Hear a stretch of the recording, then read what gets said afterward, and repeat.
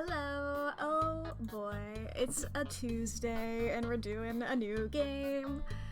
Thank you for the compliment on the stream title.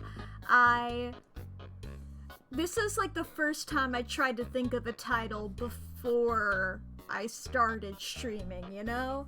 Normally I'd come up with a title like 3 minutes before I hit live.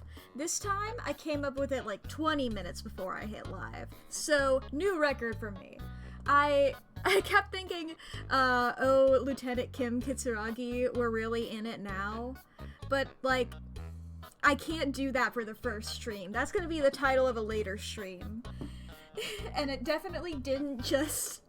It definitely wasn't me just being like, okay, what are things I can make a joke about for Disco Elysium? He's... drunk. Okay, that! Okay, this is a new first for me, chat. New first for us, as a whole. This is the first time I'm streaming a game I've already played. Now, I did not finish Disco Elysium. This is a murder mystery type game. I don't know who done it, okay? This is a whodunit. I never got to that part. I don't know how far I got because I don't know like percentage-wise how far I got. Because, you know, I never beat it, so I don't know how the end is, and I've avoided the spoilers for the most part. Because I feel like the Disco Elysium fandom is just silly, you know? I hope I got 90% of the way there, yeah. I am scared that that's the case. I don't know. I feel like there were a lot of things that I didn't know about. I don't think this is a spoiler to say. I'm gonna try my best not to spoil anything as I go, you know? I don't know if I'm gonna pretend to react to things for the first time. But, you know, I'm gonna try not to spoil anything before it happens. I'm not gonna be like, this is this! Yeah, oh, this is the guy that does this, or anything. But I will say, for those of you who are familiar with this, the reason that I stopped playing beforehand is because I accidentally soft-locked myself. So this game has like a skill tree thing, and like I put my points into all the wrong shit, and it literally was impossible for me to go forward. And the last time that I had saved, instead, like, I could have save scummed it, but I had saved way too long ago, and I was like, I don't want to have to go through all of that again. But I put all my points into gay, and that didn't pan out for me. But I don't regret it. I put all my points into gay. Oh boy. So that's that. We got... I noticed as I was going through settings that there was a Twitch integration option. However, I couldn't figure out how to do that. I'm sorry, chat. So we're not going to be doing that, at least for this first stream. If I figure out how to do it before next week, I'll probably turn that setting on. Yeah. It requires a thing that I don't know where to look to find it. You know? It wants my... I can't see it anymore. Okay, I closed that option. Whatever.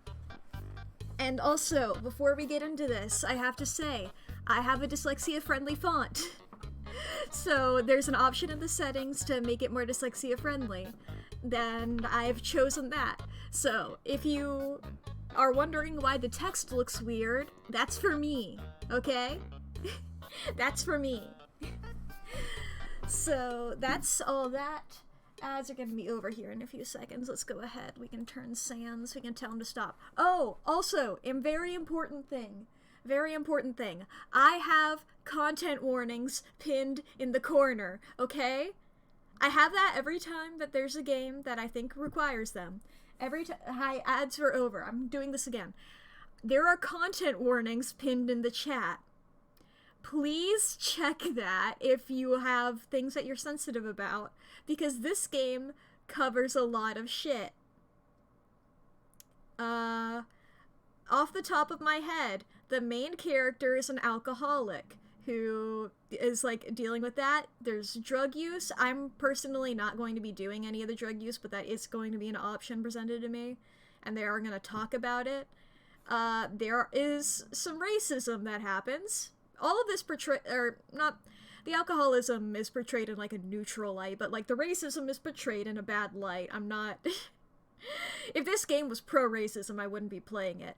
There is discussion of rape and sexual assault for a bit. There is self-hatred, a lot of that.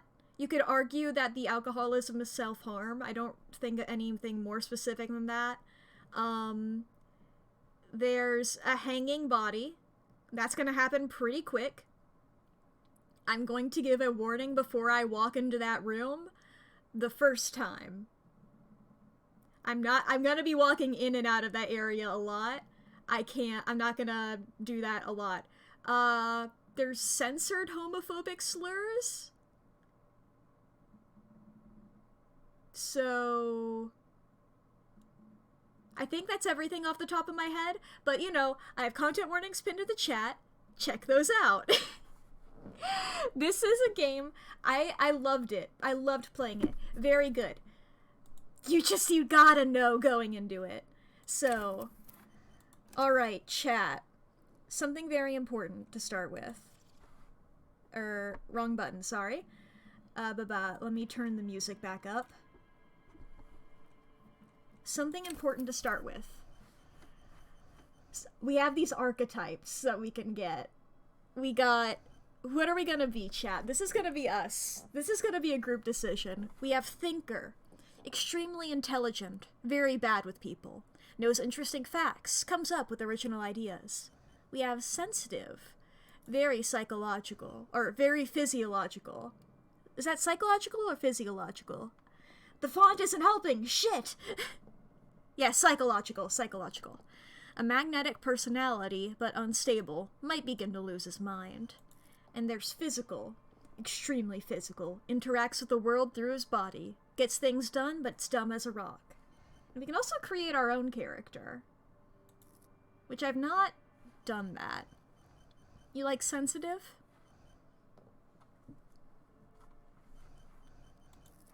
I like how he looks like Sans Undertale in this. Our mysterious man. Sensitive seems fun. We got 2 votes for sensitive. We're going a sensitive boy. Our guy's gonna be dumb as shit. I don't remember what I did last time. I either did sensitive or the intelligent one. The fury... Oh, shit. Alright, chat. Let's let our lizard brain do some talking. There is nothing. Only warm, primordial blackness. Please let me know if I need to turn up the volume. Ferments in it. No larger than a single grain of malt. You don't have to do anything anymore. Okay. Ah, fuck, my settings. Shit. Oh no, my settings aren't working. I'm hitting the button. Chat, let me... I'm gonna... I'm closing the game. Too late, I've already closed the game and I'm pulling it up again. Look, it's the first line. Okay? Come on, game, come on. I believe in you, Disco Elysium. Hacker voice. I'm actively attempting to get in. I believe in you. You get to see the little logo animation. I like the logo animation.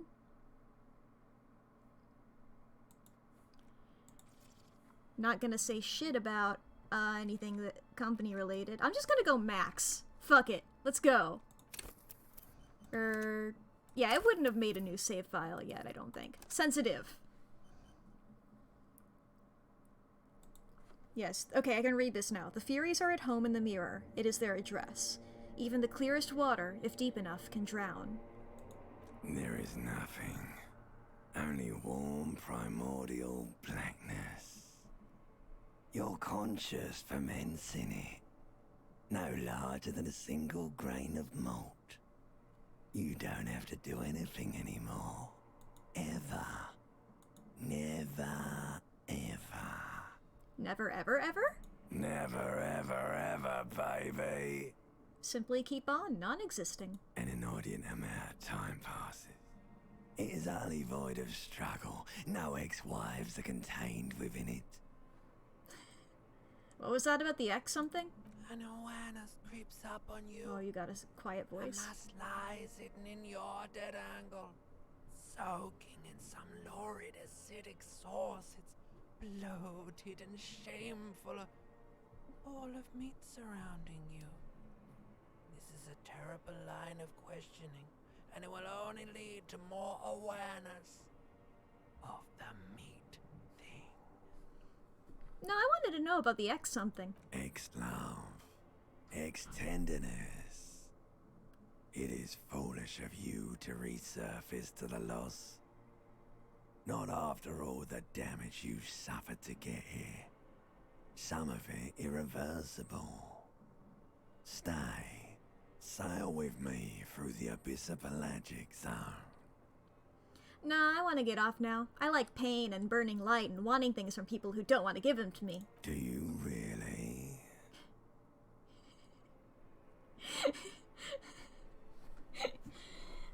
Don't be naive, of course not. I want to sail the inky blackness until forever ends. Alright. Nothing down to fuck all, Borough. Look, I am tired of being this type of animal, and who gives a shit? Not you. Your days of giving a shit and being that type of animal are over. Wait, no, I need to belittle myself instead. Do you really? I do. Let me off. You wouldn't like it if I told you what was back there. Why'd you think you had to bludgeon yourself into oblivion? Or did you not sense yourself marinating? Poured so much on yourself, got a bit carried away, did we, Chef? I'm a chef. Fear and apprehension. Inland Empire! You should ask what's out there first. I don't know why I was excited to see Inland Empire.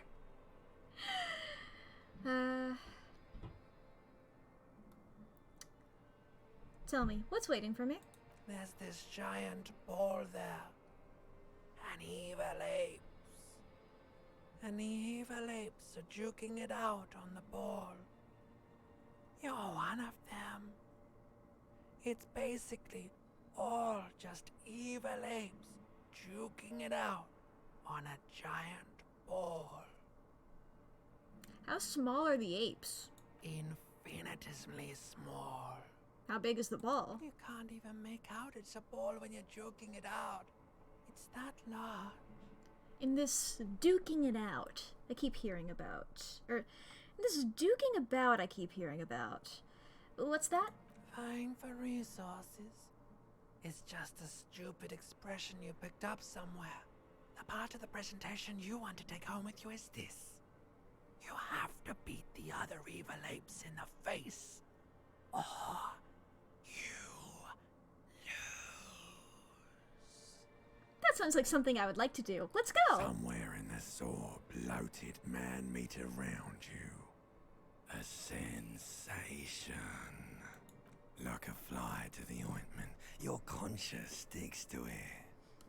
The limbed and headed machine of pain and undignified suffering is firing up again. It wants to walk the desert. Hurting, longing, dancing to disco music. You can take it. You're a champion. Hell yeah, I am. I think I'm gonna be an incredibly optimistic detective. I had to stop myself. We don't know our character's name yet.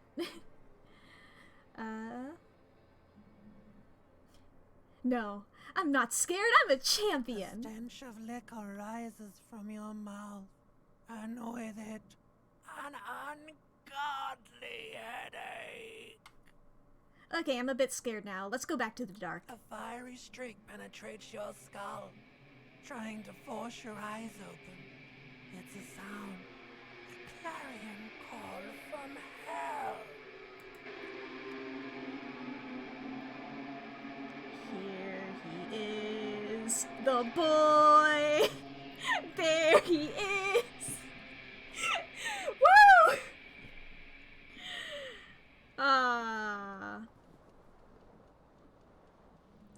ass up! Good morning. Slap your face a little bit. How we doing, everybody? Okay, yeah, I can use WASD. Well, my tie's up here. This He's fan wearing has underwear. Two chain pull switches. One ends in a tiny fan, the other in a light bulb. A And truly socks? horrific necktie has somehow attached itself to one of the blades. Or has it been consigned there as punishment? You feel as though this creature is your friend and wants to reattach itself to your neck so that you may continue your adventures together in this strange world. So I got a 42% chance of grabbing this tie by itself without turning it off. I like those odds. You swoop Hell down yeah! against the tie. Snap. It's released from the blade. Warning, warning.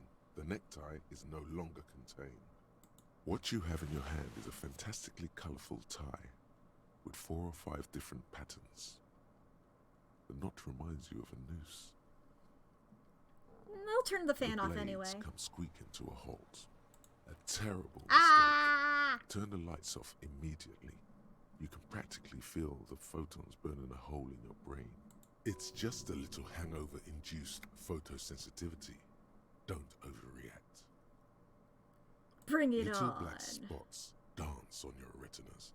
It's almost pleasurable. Okay, let's put on some pants. Hell yeah. You hear a jingle.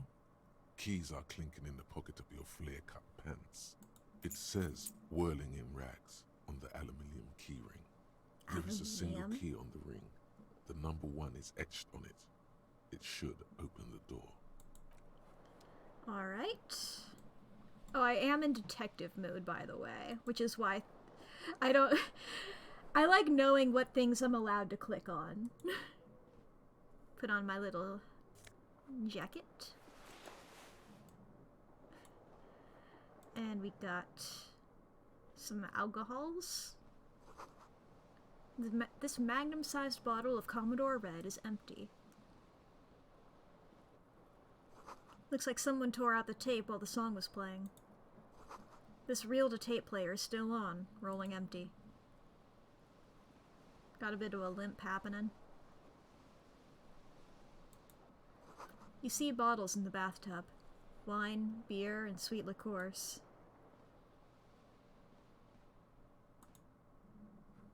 A mirror hangs above a bent and broken sink. In a fierce discharge of masculine energy, someone has ripped half the faucet off. Hot water sprays from the base, and steam covers the mirror. You cannot see yourself, just the outline of a man. Suddenly, you realize you have no memory of the face that awaits you there, underneath the soft vapor. Really? Nothing?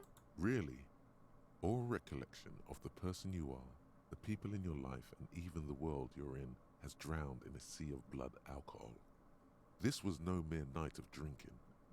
It was a deluge of world-ending proportions. Let's wipe the mirror. As you slowly reach your hand towards the surface of the mirror. Abort. You clearly have not thought this through. You won't like what you see there, and you will never unbecome it. Maybe I should touch it first. Make sure there's nothing wrong with my face. Yeah, there is definitely something wrong with it. What? What's wrong? Where to even begin? There is the bloatedness, then the swollenness. It's like there's an upholstery of alcohol underneath your skin. Let's wipe the mirror. Behold. Hi, Harry. Sorry, wait, shit, no. No, you didn't hear me say that. We don't know who this man's name is. You have no idea who this thing is, do you? Shh. Of course I do. Is it some kind of superstar? I think I'm a superstar. It appears you're also dead. There's clearly rigor mortis on your face. Oh wait, is that an expression? Are you trying to make an expression with that face? Why? I think it might be, because I'm a superstar. Please stop. It's horrible. You're scaring yourself. No, this is what superstars do. You can't, can you? It's like it's not even voluntary anymore. You have worn that grin into your face, and now it won't come off. What does it even mean? What is the emotion you're trying to convey? We got some great options here.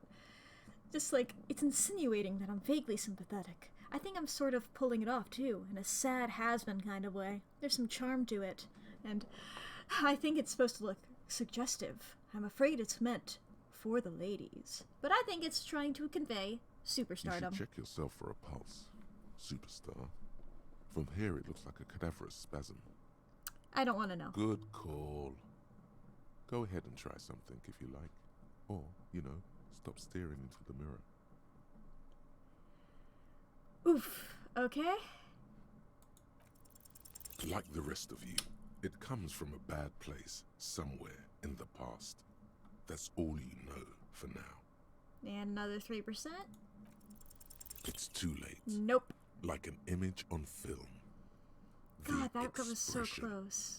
belongs to your primary motor cortex. It would take a minor neurological miracle for you to cease producing it. Alright.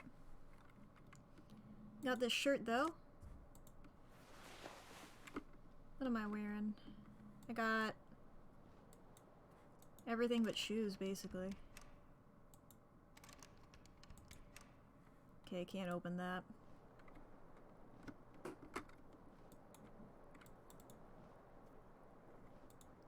Off on a journey. Right, I can zoom out. I ain't got any shoes, but I do have... The window stands broken in its frame. Cold wind blows in. The morning light hurts your eyes. It's hazy, but you see the ocean and some war-torn buildings. Assess the damage?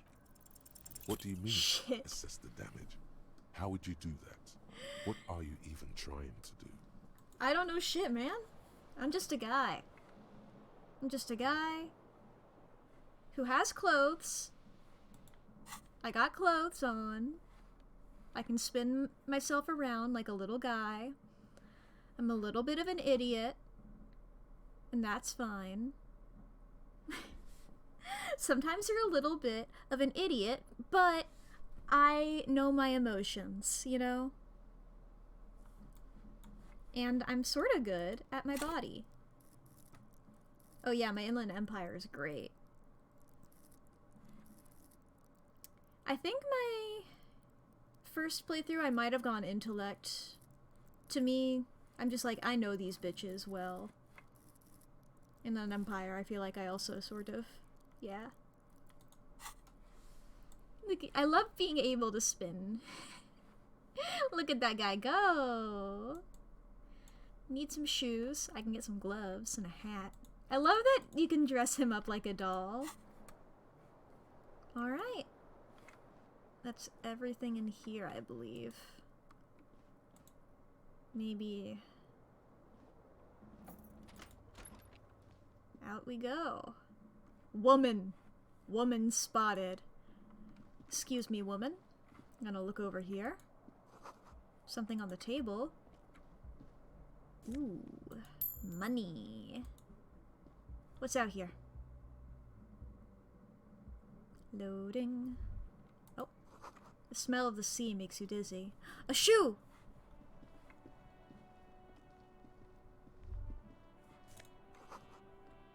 A gust of briny wind washes over you.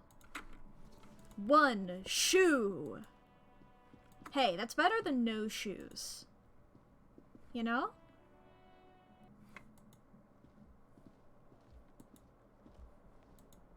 Let me make sure I didn't miss a shoe. Like... yeah, I don't see that anywhere. Let me go back in here. Did I look at my bed? Is my... I can't click on my bed. Okay. In that case, let's look at this calendar. Oh no, wait, that's a shoe on the coat rack! There we go. Now I can run. There they both are. Two identical shoes. Both copiously green and indiscriminately snakeskin, reunited on your feet. How do they fit? Good. They're balanced. Comfy. Feels like the only good thing about you right now, truth be told. Hell yeah, my morale. What's up on this mirror? It's 51. The calendar says it's March. The year is apostrophe 51. Hello, officer. The young woman raises a cigarette to her lips. Officer? Am I military personnel? No. She seems perplexed by her question. There's only one solution to this. You're a businessman. Wait, I know. I'm a businessman. Chief Executive Officer, right? The young woman shakes her head slowly. Okay, Chief Technical Officer? No. You're a police officer, sir. You're shitting me. I'm not. Unless you've been shitting us all this time. All this time? You've been here for 3 days. On official police business, no less. And what business is that? Couldn't say. In truth, so far, mostly drinking. Why don't I remember being a cop or anything else? Could it be because of the drinking? She raises an eyebrow. The cigarette sizzles. Who in their right mind would let me be an officer of the law? Don't be so harsh on yourself. They let almost anyone be a police officer. A glib remark. Don't let it stand. Assert yourself. Actually, I can see why they would entrust me with the law. I have the right character. A fondness for contradictory statements. Yes, what you just said. I can't come up with anything. I'm sorry. I was being glib. I'm sure you're a great cop. No, she's not. Reassert yourself by being flirtatious. Sure. 42%? Let's go. The words have already Woo! left your mouth. I want to have fuck with you. What was that? That's not even how words are used. What did you say? Come on. Say it again. No, I don't want to. Come on, man. Pretty, please. One more time. Don't back down now. Say what you said again. Proudly. I said I want to have fuck with you. Goddamn right you did. You crazy asshole, you. What kind of cop are you? Superstar cop, it's been established. Okay, that's cool. Or if I can just maybe ask you to elaborate on that superstardom a tiny bit. I sincerely think I'm a superstar. It's a theory I'm developing. I have certainly been entertained. Thank you. Whatever you are, you should stick to it. Otherwise, She extinguishes her cigarette. it's gonna suck for you later when you have to interrogate me. Bye. And for the record, no, I didn't do it. Huh. Looks like she left a nice long stub in the ashtray. It's still smoking. You should pick that fat, juicy cigarette butt from the tray, light it up, and smoke the living shit out of it. Am I a smoker? Who knows what you are? A monster, a murderer, the gnome of Jeroma? You feel like a smoker, especially when you look at that juicy, succulent, seductive cigarette stub, still smoldering deliciously. But she broke it at the filter. I can't smoke that. How very astute of you. This renders it ineffectual. You should look for a whole cigarette, or better yet, an entire pack. Strike that. A carton. Make sure they're all healthy and able-bodied. Then smoke them all. I will not be doing that. The idea seems to make your neck expand. Suddenly, the garish tie feels very snug. Thank you for your input, horrific necktie. Or you could not do that. No one is making you. My options, yes, I should do that. I should enthusiastically do that. I should not do that. I'll make it priority one and, well, I'll think about it. Good. Thinking about yummy cigarettes in your mouth is the next best thing. Make sure you think about juicy sticks of tobacco all the time, though.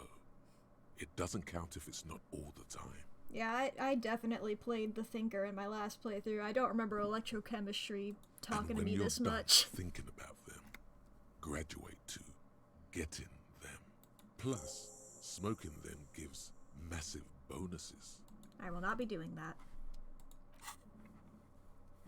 Look, as I said, I'm gonna be optimistic cop, is my idea. Who's in here? I bet whoever it is really cool. You know what? Normally when I say shit like that, I'm being sarcastic. Okay. The door is closed. Not. There is no answer. You hear the shower being turned on, somewhere inside. A tremendous loneliness comes over you. Everybody in the world is doing something without you. Swallow the emotion. The door is closed. Is he within? Oh, my boy. This is the weekend edition of the satirical newspaper Trompe le Monde. Alright. Oh! Did a little pose there. Did a little cool little pose.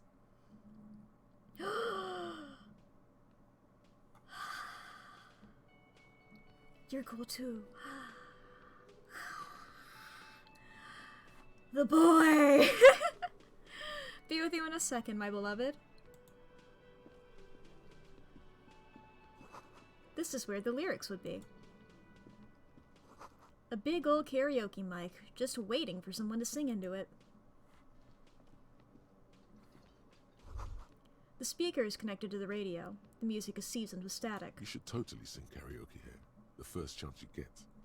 Your emotions need to be expressed. People need to know your vast, oceanic soul. My soul is immense. Utterly. And it needs to be heard. Through a PA system. By other people. Hell whether yeah. they like it or not. Hell yeah! Ram it up their ears, says your adrenaline gland. Violently express yourself. This goes well with the theory I'm developing, and I'm a down-on-my-luck superstar person. Who is mistakenly identified as a cop for his prominent jawline? Yes, sounds likely. You should probably go on stage and pose for a moment when you're done with this thought. See if it works. What should I sing when it comes to it? You have not yet stumbled on the right lamentation, but it's out there. It'll come to you. You will wreak havoc with it. Don't worry. Lamentation sounds good. They'll really get a gauge on my soul with that. Serves them right. Wipe that smirk off their face with your sad, tragic song. Who's laughing now? No one. You have to find something tragic to sing first, though.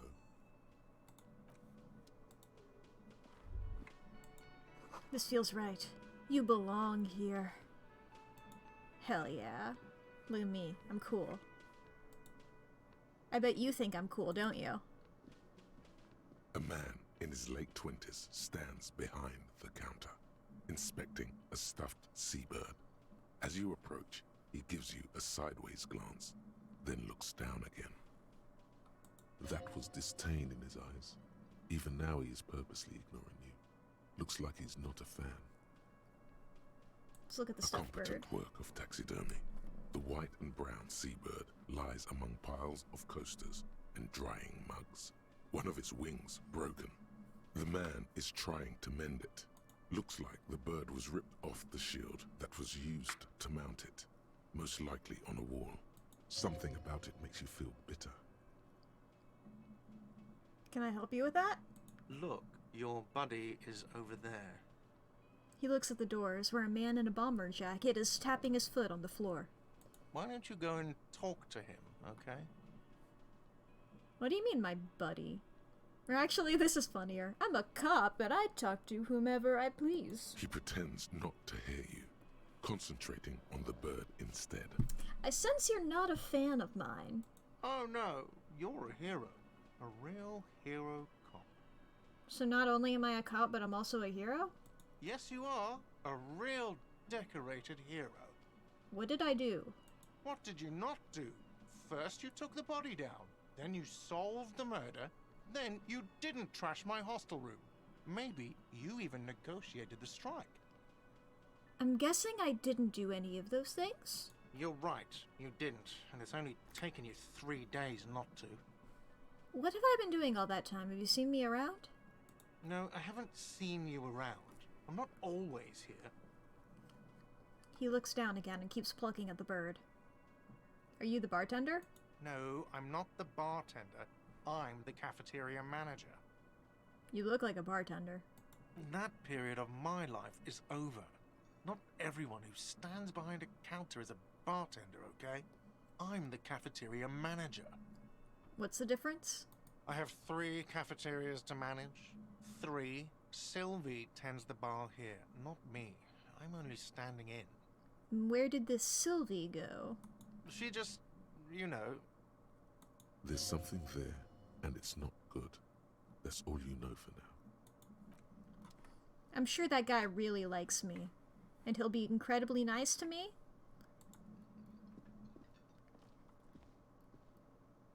What's on the menu? It's been wiped clean. Only the word Monday is written on it.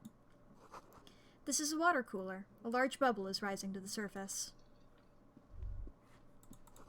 The soft purr of an electric juicer comes from the kitchen. Someone is working. The door is bolted. A sign reads, "Kitchen reserved for personnel until 13. I believe there was somebody over here. Yeah, sodded.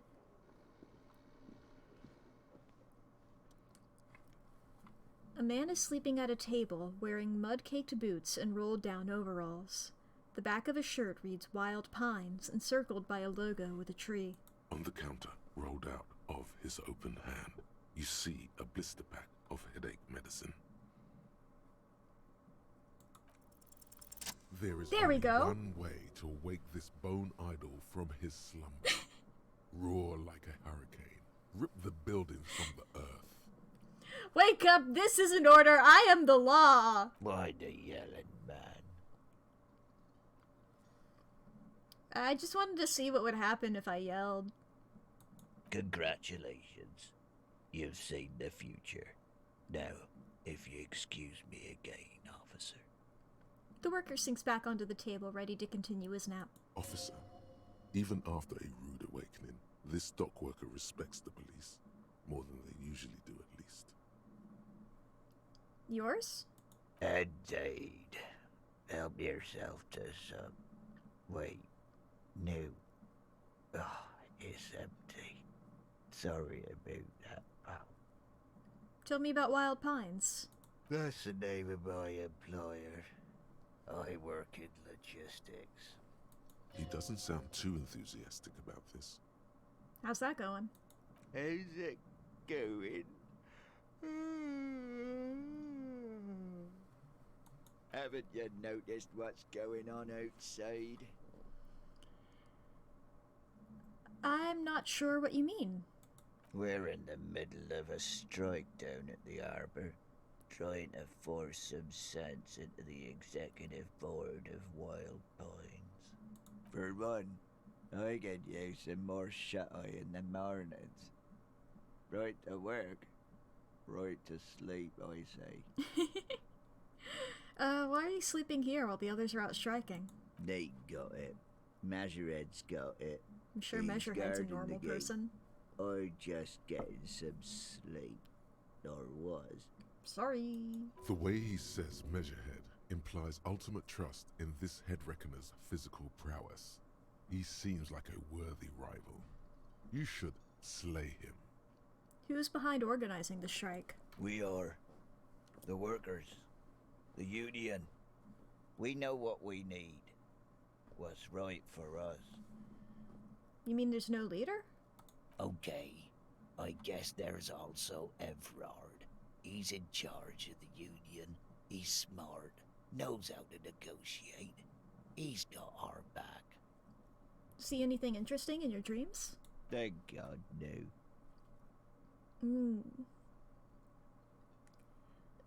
Tell me, was it a Was it a bliss free of X somethings? The worker stares at you, his eyes dry from sleep. A web of wrinkles covers his tanned forehead. I don't know what you're talking about, kind sir. But when I'm out, then I'm really out. No X anything. Just quality time. A little me time in the abyssal pelagic zone.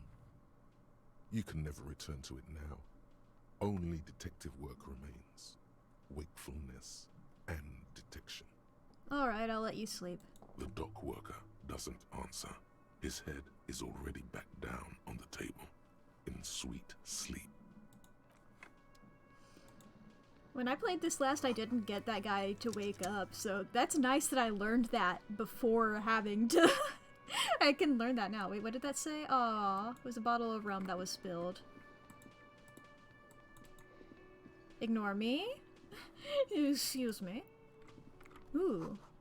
The sign reads, Mess Hall reserved for Union members. Doors open at 16. The Royal Pinball machine is unplugged. Hi, ma'am. Hello, sweetie. You shouldn't keep your colleague waiting. She nods toward the man in the orange bomber jacket. But what if I want to talk to you? Hello, sweetie. You shouldn't keep your... But you're cool. Hold of a sad song on tape. I don't have any... Yeah, I don't have any skill points. It would be crazy if I did at this point. Anyway. Hello there. A bespectacled man in an orange bomber jacket is tapping his foot on the floor. Looks like he's waiting for someone. You. As you approach, he narrows his eyes and extends his hand in greeting. If an assault were launched on this building right now, if the windows came crashing down and the whole world descended upon you, this man would hurl himself in death's way to save you. You are sure of this, but why? Hold on, who's he to me? He is your half-brother. My half-brother?! Hello, I'm Kim Kitsuragi, Lieutenant, Precinct 57. You must be from the 41st. You realize he's waiting for your name. This Are is you your my chance dad? to come up with a really good name for yourself. Get creative. Conceptualize. Raphael Ambrosius Cousteau. It's so cool. It's very cool, but wouldn't I come off like a douche if I call myself that? It's very, very cool, but maybe just a bit too... ostentatious? You instinctively run your hand over the multi-patterned silk of your tie. Its slickness gives you comfort and reassurance. Don't worry! Raphael Ambrosius Cousteau is one classy name for one classy cop. Thank you, Necktie. My name is Raphael Ambrosius Cousteau. Yes, well, He doesn't even process what you said, just moves on. it looks like we had a little scheduling error on Sunday. Saturday too, actually. Have you had time to talk to the manager here? You mean him? Yeah, I just talked to him. If you don't mind, we should talk to him again. Ask him for a rundown of the area. Now that I'm here as well. I understand the scene is out back, right? It also wouldn't hurt to assure him the police are finally here. In full force, I mean. Have you mapped out the initial interviews? Yes, the police. I'm aware I'm a policeman. Right. And the interviews? What interviews? At the 57th, we like to prepare an initial list of persons of interest, and then just skim the surface. Prepare the field, get to know the players. You don't do that? Maybe it's not an inter-district practice. I haven't. Okay, we'll have time for that after we take a look at the coroner's case. Have you removed the dead body from the tree? Look, man, you know... Yeah... Does that mean the body is no longer in the tree? I don't like dead bodies. Sure. But did you take it down from the tree? No. So, the body is still in the tree. This is the first time you detect a weariness in the lieutenant's voice.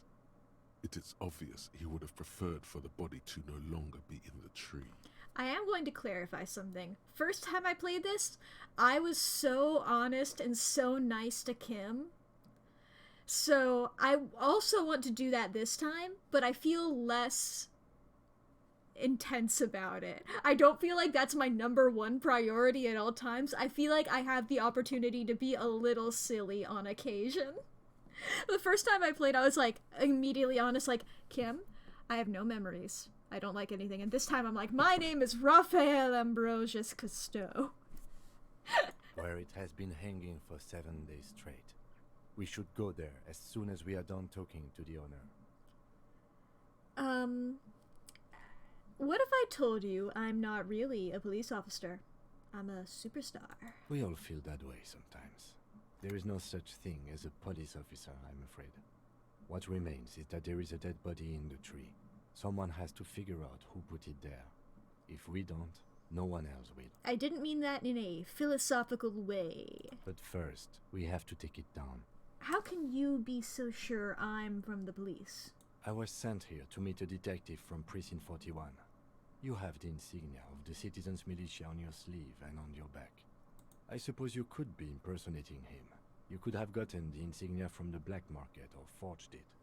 But for now, I'm going to set those possibilities aside. I'm not from the Inspectorate General. You said insignia. These white rectangles, you mean? Yes. But they're just white rectangles. They are not just white rectangles. They bear a halogen watermark with the letters RCM and a pattern resembling the street grid of Revachol West. I would ask you to step into the headlights of my motor carriage, but again, it's none of my concern. I just need you to do your job. But shouldn't I have a badge or something? You mean you don't have a badge? It... God, I want to be honest with him, but I have my badge. I'm a policeman, and I have my badge. It wasn't on me when I woke up. Losing your identification card is a serious matter. My vehicle has a shortwave. You can use it to report your badge missing. I would advise you to locate it as quickly as possible. But getting the body down should still take precedence. But I can't remember anything. I can see you drank last night and the night before, and that you are still drunk now. But I have seen officers go through worse. Much worse. If you need something for your headache, there is a general store nearby. But as I said, the dead body should be our number one concern. A painkiller would be good about now. This thing is pulsating with discomfort. The best cure for a headache is, of course, morphine. They won't have that. So cigarettes will have to do. What were we supposed to do again? Talk to the manager. Then we go out back and take the body down. Let's roll. After you, officer. Lieutenant you very much. Kitsuragi is now in your party. You can talk to him whenever by interacting with him. I turned you off, tutorial agent. Yeah. Howdy, dude. How's it hanging? The man with the unimpressive beard notices you approaching. He drops the ledger he was holding and turns to the lieutenant. Ah, the ledger. Mr. Gart, right? You run this place. Yes. I am Kim Kitsuragi from Precinct 57. This is an inter-district investigation, so joining me from Precinct 41... I'm currently in between names. Fantastic. It's like when you've left your band, but you haven't decided on a solo artist name yet. That's wonderful, really. I think so. But there's a dead body out back. No one wants to work in these conditions. It's been a week. Sir, I understand your concern, but we are here to do a job. And for us to do it, I need you to stay calm. Yes, of course. For a moment, the cafeteria manager fidgets under the lieutenant's gaze. Then he gives in. I know it took us a while to arrive at the scene, but it also took you a while to call us. It was you who placed the call, correct?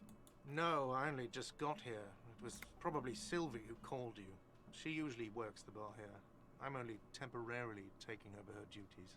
Do you have her number? As a matter of fact, I do. He looks behind a pile of coasters, finds a slip of paper, and hands it to the lieutenant. You said you just got here. From where? Are you a local? What, of Martinez? No, I live in Jamrock. I only sometimes come here to keep an eye on the place. This is just one of the many, many cafeterias I manage. But you still know your way around, yes? In case we need directions. Yes, I know where some things are, but as I said, I don't live here. I just used to work here. And I'm not going to start working here again, if that's what you think. I didn't imply that. Detective, Yes? I have everything. You? Oh, you mean, do I have questions? Yes, he means, do you have questions for me, like a police officer would? Where exactly is the body? Behind this building, there's a courtyard. They hoisted him up on a tree there. And how do we get there then? That's easy. See that door there? First you exit through that. Then to your right, you should see a big hole in the fence. A really big one. You can get to the courtyard through there. No need for the keys. The hole is big enough for the Franco-Nigerian cavalry to fit through. Does he want you to feel guilty of making that hole? It's implied in his voice. Who killed him? I don't know who killed him. I'm not the police. That's your job. Did you kill him? What are you, crazy? Of course I didn't kill him. Suddenly you tense up. Blood is being pushed to your muscles. You should hound him on this. Hound him hard. The prey drive says. Did you kill him, Guts? No, I didn't. You can tell me, Guts. You killed him, right? I didn't. I don't appreciate this. What is this? Why did you have to kill him? Do I have to answer him? Is this mandatory? The lieutenant stands motionless, his expression unreadable. Did he hurt you? Is that why? Did you get some kind of sick kick out of killing him? What are you, an idiot? I told you I haven't killed anyone. Anyone? Have you killed someone else then? He ignores you. Why did Sylvie go away? She went away because none of your business. This is the second time you've avoided the subject. Oh my god, what is your obsession with this Sylvie person? Get over it. Maybe it's he who's obsessed with this Sylvie person. Certainly sounds like it. That's all. Let's go. Not so fast. You owe me 130 There right it now. is. No one is saying the multi-pattern necktie you found tied to the ceiling fan can talk. No one. It must be merely imagination. But Let's bail! Time to push the eject button! Sounds like a responsibility! You don't like those! I don't. no, don't listen to him. It's madness. Just talk.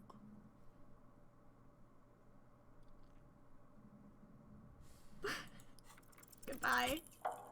I fucked it. 1 minute you're running up. Then you've suddenly turned around and are giving him the finger, furiously, with both hands. Why? Oh. Fuck you, asshole! Watch out!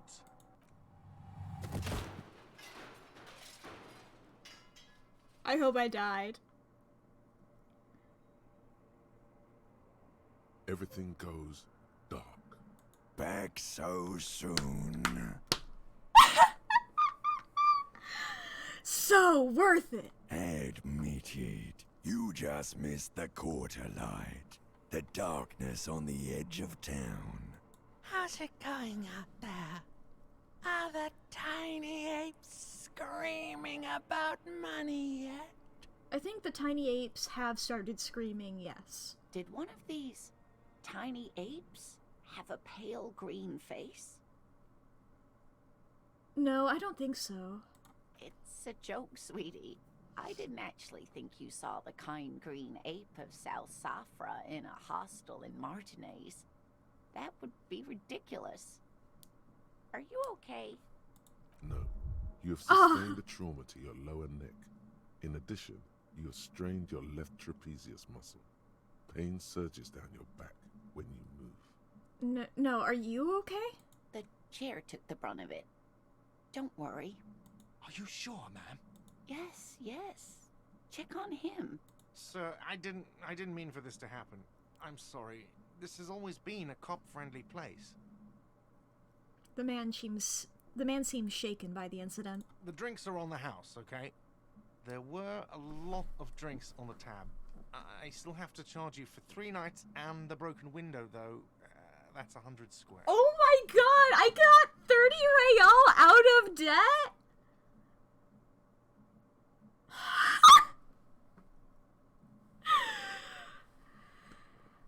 Cool. Don't thank me yet. You still owe me 100 real. If you don't have it by tonight, I just can't let you up there. He points upstairs toward your room. And for God's sake, watch out for yourself.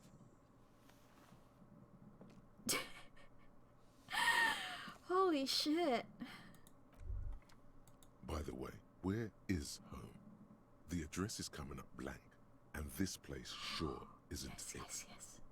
Do I even have one? But you've been at this hostel cafeteria for only 3 nights. Where were you before? You had to be somewhere. I don't know. Near? South, maybe? You don't really know, do you? I don't. Does this mean I'm homeless? South, maybe. Doesn't sound like somewhere you can stay if you run out of money. I live in a dumpster, I don't care. Fuck everything. Hobo cop! Entertain the thought when you get the time. Maybe being a hobo and a cop has its advantages. I loved being a hobo cop when I played the first time. It's the only one of the thoughts that I remembered. I'm at fucking... Oh, hell yeah. I'm thinking about hobo cop, baby. I'm thinking about hobo cop. A cop and a hobo cop. Upsides, can be disheveled, doesn't have to wash, carries himself with a lurched gusto. Hobo cop doesn't need anyone or anything. No one can kick you out because you don't have a home. Never pay rent again. Never hear, "You're drunk. Why did you even come here, Harry? Go home. You're embarrassing yourself." Downsides. Are there any? I mean, seriously, give me one. Game, you spoiled the fact that his name is Harry. Come on. Okay. Oh my god. Being a hobo cop.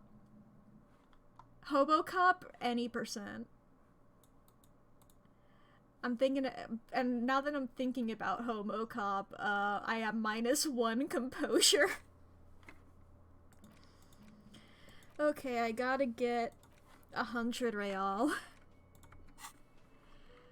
Kim, can I borrow some money? Yes? I think you should know that I can't remember anything. No response. He just arches his brow. I must repeat this. I don't remember anything. There was heavy drinking involved. Have you tried concentrating on something other than your personal affairs? There is a sudden, harsh edge to his voice, like he's tired of hearing about your personal affairs. But I'm completely lacking in basic information about even this organization that we're in. Can you help me? Fine. We should get through this day first. Off hours begin at 9 p.m. If you're still having trouble then, I can give you an orientation. I'm afraid this is a medical situation. Really? You look fine to me. I'm talking serious, unbelievable damage here. I saw myself in the mirror and I had no idea who I was. This psychodrama is unbecoming of an officer. It's not psychological. Some sort of major brain damage has occurred on an unprecedented scale. Then you should consider seeking medical attention. You can use the radio in my kinema to call your station's Lazareth. Was there anything else you wanted? Tell me about the case. What do you want to know? Literally anything about it. I can't remember a single thing. Maybe you can tell me what you do know to help me narrow it down a bit. I know literally nothing about it, only what you told me before. Do you want me to brief you? Brief! Yes, that sounds good. 3 days ago, the RCM Emergencies Desk received a report about a security guard who was found hanged in Martinez. An anonymous caller said there was a dead body behind the Whirling in Rags hostel cafeteria. The cadaver had been there for 4 days. No one had come to investigate. Ads are starting soon. I'll stop when those happen. During that time, the victim had been stripped of his belongings. The caller did not identify him, but used the word lynching. There is an ongoing labor dispute between the local dock workers and the logistics company Wild Pines. I was told we should approach the death as part of this dispute. Wait, does the briefing say who the victim was?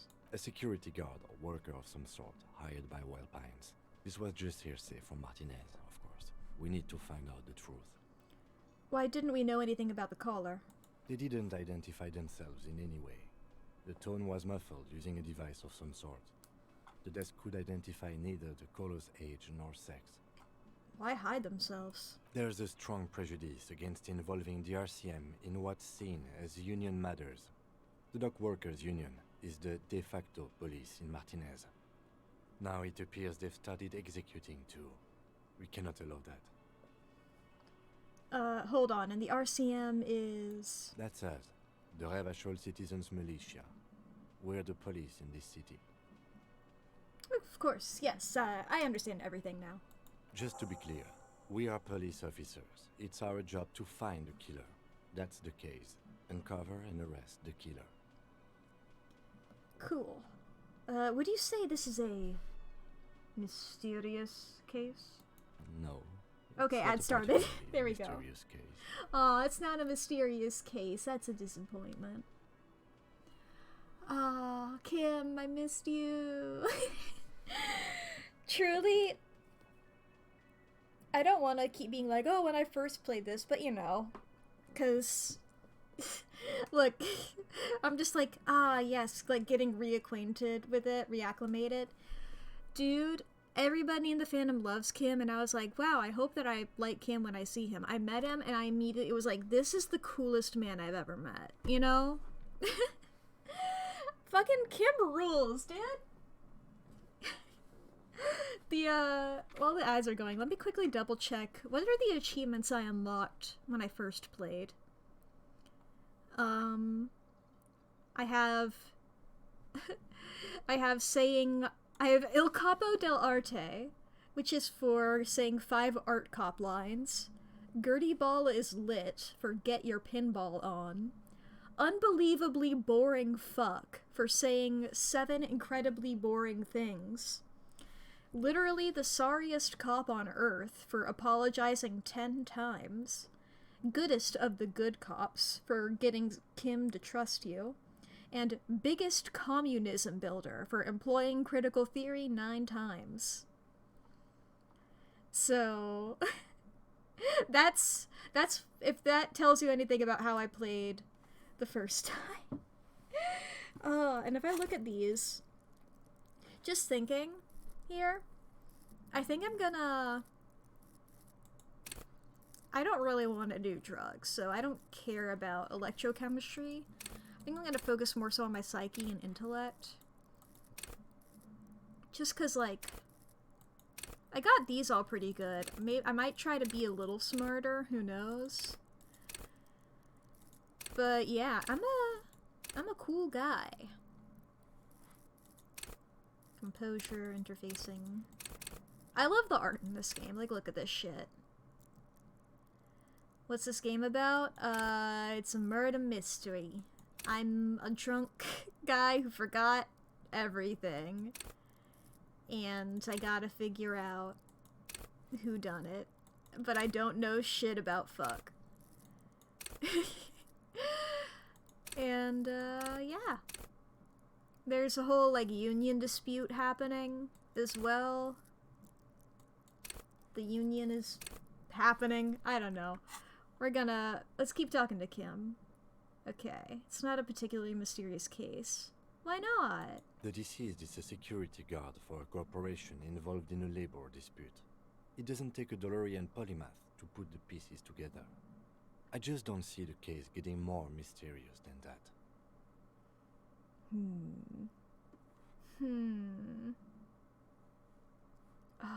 These are very good.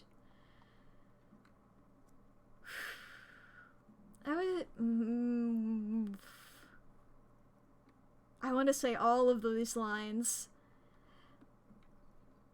I was thinking something otherworldly might be involved. You know, something supernatural. I can assure nothing like that will happen. Do you know why not? Are you sure? I think something is already happening. No, something isn't happening. Because it's not part of reality. There's something the lieutenant isn't seeing. The universe is too irrational, too morally complex. You should convince him. No, it's not a particle. The DC No, is I'm just a going to security get. guard Oh, I for can. a Yeah, I can talk to you about corporation everything involved in a actually. labor dispute. It doesn't take a DeLorean polymath to put the pieces together. I just don't see the case. White getting male in more his 40s. What mysterious more than do you that. need? I'm relieved that you agree. He is glad and surprised to see an officer who can appreciate the less than spectacular. Is there anything else? You look like you were about to say something. Do you know the feeling when you've begun filling in a crossword, but some of your answers don't quite seem to fit? That's the feeling I have right now, for some reason. I know exactly what you mean. It will turn into quite the puzzle yet, I'm afraid. No, the DC is just a security Personally, guard for I a think labor corporation disputes are involved in a very labor mysterious. dispute. Then you are in luck, because we are in the midst of a major strike by the Dock Workers Union. Maybe more than that. The union clearly wants a piece, not just of the industrial harbor, but the Wild Pines Corporation itself. I expect the case itself to be less challenging than navigating these community matters. This district isn't used to the RCM's presence, and the union rarely overplays its hand, as it appears to have done in this case. No, the DC is just a security guard for a corporation.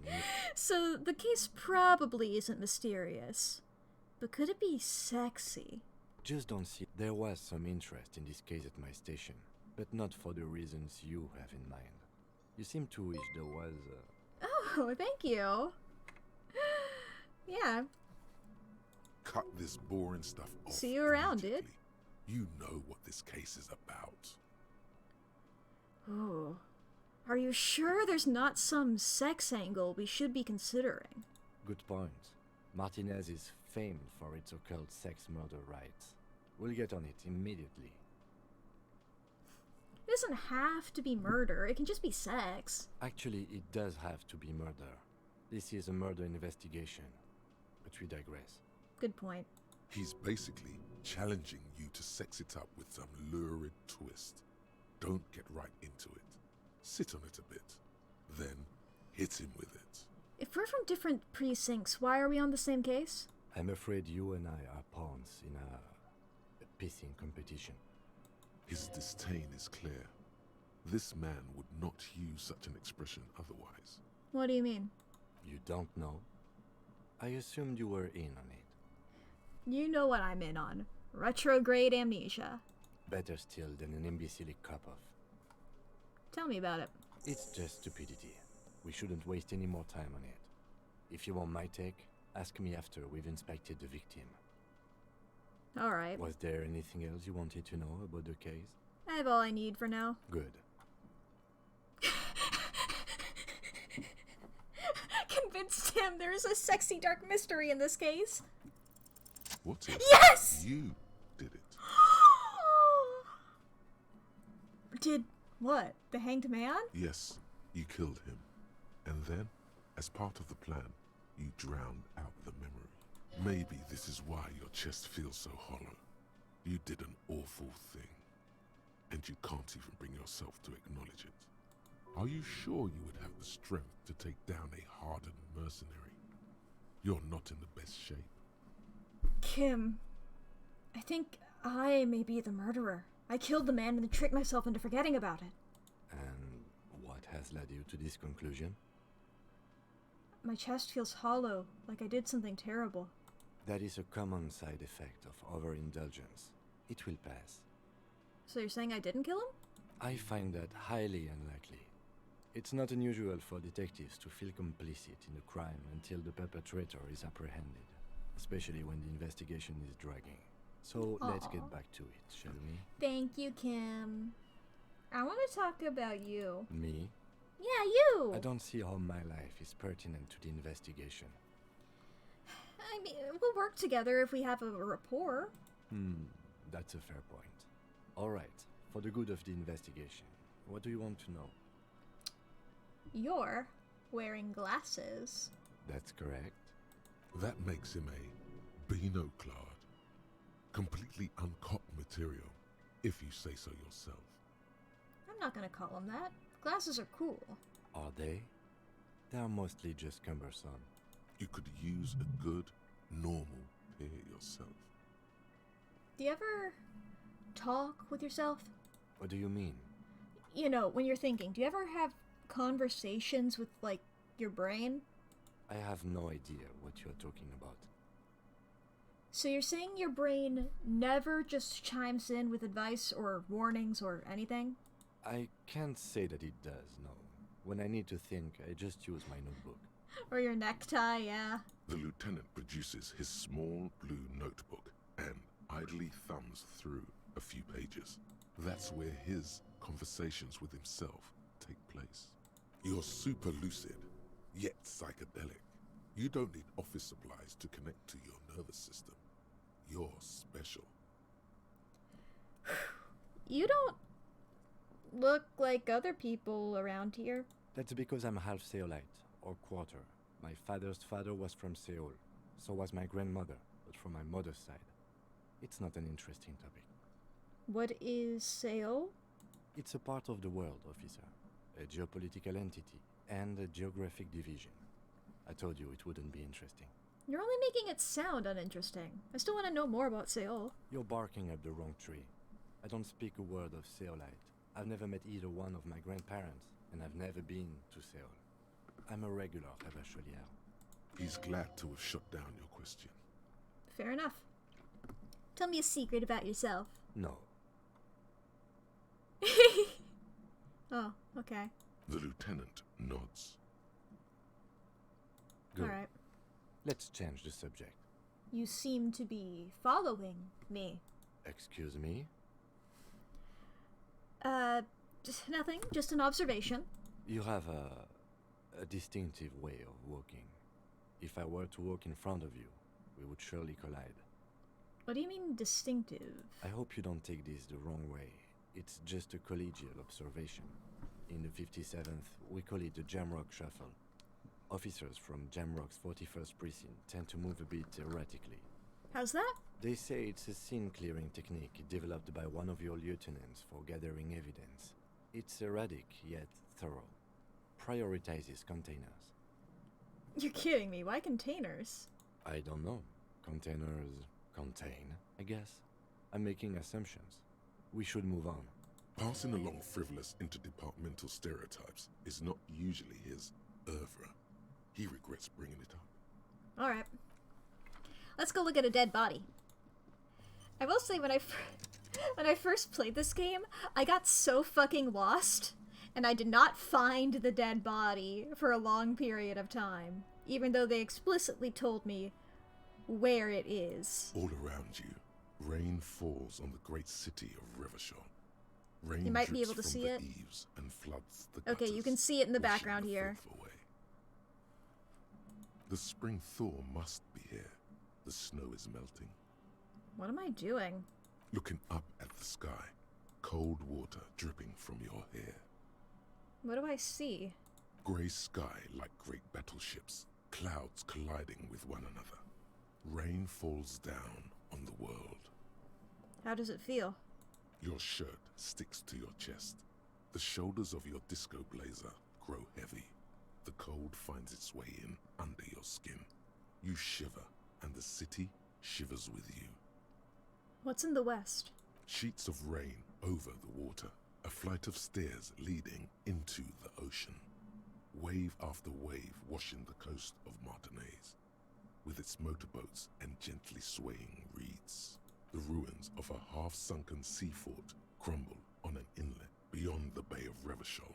Ghosts rise into the sky. Who are you, ghosts? The skyscrapers of La Delta, the financial district. Faint golden light seeps from the office windows. Will you ever go there? Will I? No, you are just one of the hundreds of thousands who watch them rise across the bay from Martinaise every day. What's down the shore? Urban coastline, rain dripping off Etonite-covered roofs. cinder blocks left over from half-finished construction. A defunct research and development building, once seized by revolutionaries. An old wooden church stands on stilts above the water. And beyond that? Coal City, end of all lines.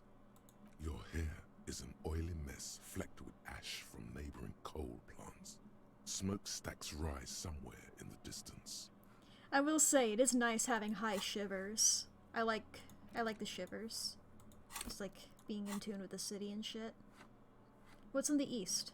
The great gates of the industrial harbor. The body's are off the locked. screen, by the way. A chill runs down your back. You shudder like an animal trying to shake water from its hide. Behind the gates, heaps of supply crates, red and blue metal shipping containers, slick with rain. The Greater Revachol Industrial Harbor is an artificial mountain range. Immense wealth resides within, and immeasurable poverty in its shadow. And beyond that? La Drusienne, King Dries passenger harbor. Cruise ships flanked by dock arms. Cranes watching over the mouth of the river distributary. What's across the distributary? Couronne, the lower middle class. Distributary after distributary cuts the city blocks in half. 7-story buildings trail off into the rain. And what's beyond the Couronne? A silvery curtain of rain over the houses. The class divide. What's in the north? Capeside apartments. Tower blocks crowd one another. 4.46mm bullets still lodged in their war-torn stone walls. Hallways collapse from the mortar hits of a war that was lost long ago. Clotheslines go to waste in the rain. Radios play. And closer to here? A yard. Rain falls onto the roof of a woodshed. Coal leaks into a puddle beneath a dead man's feet. He swings from a tree, bloated. Droplets of rain slip from his cold cheeks. What's in the south? A traffic jam. Rain thrumming on the roofs of motor vehicles. Inside, drivers watch water streaming down their windshields. The statue of a king shudders. He too is cold. The canal bridge has been raised. What's on the other side? The road ascends. A raised motorway loops above the ghetto.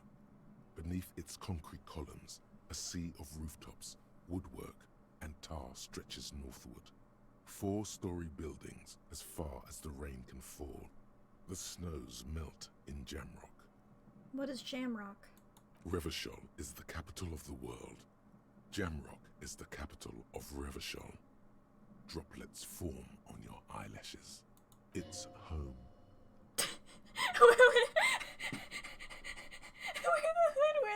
Where the hood at? Have a brother in the cut. Where the hood at? Why am I not there? To be in Martinaise, where no one goes, at the runoff point of a long-forgotten canal, in the whitest part of town, in the shadow of the day the revolution fell. What am I doing here? Standing in the rain, looking north, where Jamrock Rock City stretches inland. Shudder, look further. In the rain-swept distance, above the rooftops of Jamrock, a repurposed silk mill stands perched above the motorway exit. Precinct 41 hunches in the rain. Satellite officer Jean Vichmer rushes down the precinct stairs, umbrella in hand. It's unopened. He doesn't seem pleased about the spring rain. On the bridge, officers Torsen and McLean are standing guard. Torsen wears jeans and a fishnet wife-beater. Satellite officer Vichmer passes by, and the young man remarks to him, "Where's your homo, homie?" What? Okay, Jean Vichmer, I was remembering the name to the face correctly. It's not like that. They're what is called heterosexual life partners. They have a battle-tested relationship. A brother bond, if you will. Huh? Yeah. He opens his umbrella, but the wind immediately turns it inside out. Sexual life partners. Funny apery. Male-centric workplace humor. Have you seen him? Vikmir struggles with his umbrella. The ribs are protruding from its canopy. Is there something wrong? No, nothing. It's just... Judith went to his place and found the Monday mail unopened. I think he's still there. You didn't, drink with him over the weekend, did you? That would be irresponsible. With that animal? Never again, man. What is he, still down there? In, south of the interchange? What was it? I will say, this is so cool. Just having a different build to start with has had such a different experience, because I didn't meet these characters until way later. So this is crazy to me. Just having this high shivers, this fucking rules! Of course I'm gonna suck at the intelligence-based skill checks, but still. Also, what was his line? Where's the homo, homie? Is that what he said? Yeah, where's your homo, homie? I'm gonna be thinking about that forever. In Martinez. He's in Martinez. Your vision blurs. You wipe your face with your hand. The rain stings your eyes, making you look up and blink. What's above? Coalition-era statics hang like apparitions under the cloud cover. Way up there, where rain forms, rotors flutter silently. Your sight clears. Motherfucker. This rain will not let up anytime soon. You should get a raincoat. There's a freight to the east. They sell them there.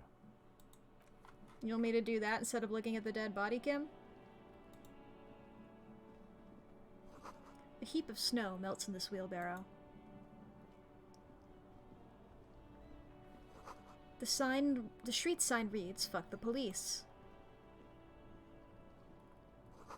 Pigs go home. The street name is illegible. The RCM in Martinez. What can I help you with? You sound surprised. We don't see a lot of police around here, that's all. I have some questions for you. Of course.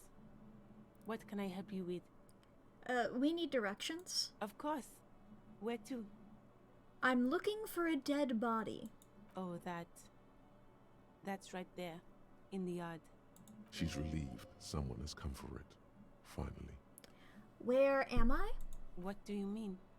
I'm a bit disoriented. This is Revachol, right? Yes, sir. District of Martinez. This intersection is called Roundabout North. He knows where we are. He just wants directions. The lieutenant seems uncomfortable with the level of disorientation you are displaying. What's up in the north? There's the pier, the Cape Side apartment buildings, some more tenements. Not a lot, really. And the east? The harbor gates. Some kind of commotion, I think. I don't follow the local politics. A fleet store, too. And the south? Some shops and a bridge. The canal bridge leads to the coast, but it's broken, I think. Some kind of accident, probably. And what's on the other side of the canal? Just coast. There's a little fishing village there, and a fish market. But that got closed down ages ago. Rows of stalls under a broad roof, where silvery fish were heaped on newspapers. Water everywhere, pouring from the heavens in the shadow of the old church. What kind of a fish market is this? I don't know. The abandoned kind? It used to gather every spring, but there's nothing to do there now. Just drug addicts. What's in the west? It's just water. No, actually, I think they call it the Martinez Inlet. There are some islands in the bay, but they're hard to reach. In the west is the miracle. What? That's all for now. No problem. What exactly is this fuck the police business? Excuse me? She doesn't understand. She's uncomfortable. Maybe you should drop this line of questioning. The street sign says fuck the police. Oh. Well, I didn't write it there. I'm just sitting here. It's alright, I didn't mean to startle you. Okay. Who are you exactly? Me? I am just a gardener. Cool, and what are you doing here? I'm working. Working on what? I have a greenhouse in the yard there. I've been trying to get some work done. There's discomfort. She stops mid-sentence. Go on, it's okay. As you already know, there's a corpse there, hanging from a tree. It smells pretty bad, so I have to take breaks. Don't worry, miss. We are here to clean it up. You can get to work soon. Thank you. My head is about to explode from all the salts I've had to inhale. I gotta run. Of course. I won't hold you back. She wipes her brow with a canary yellow glove. Her gloves. You get the feeling that you need them. You have a dead body to deal with after all. One more thing. Can I borrow your gloves? Sure. Keep them. I have another pair. She hands you the rubber gloves with no visible annoyance. Thank you. Now, I remember nothing about this guy, but I just remember liking him. So, I'm excited to talk to that guy again.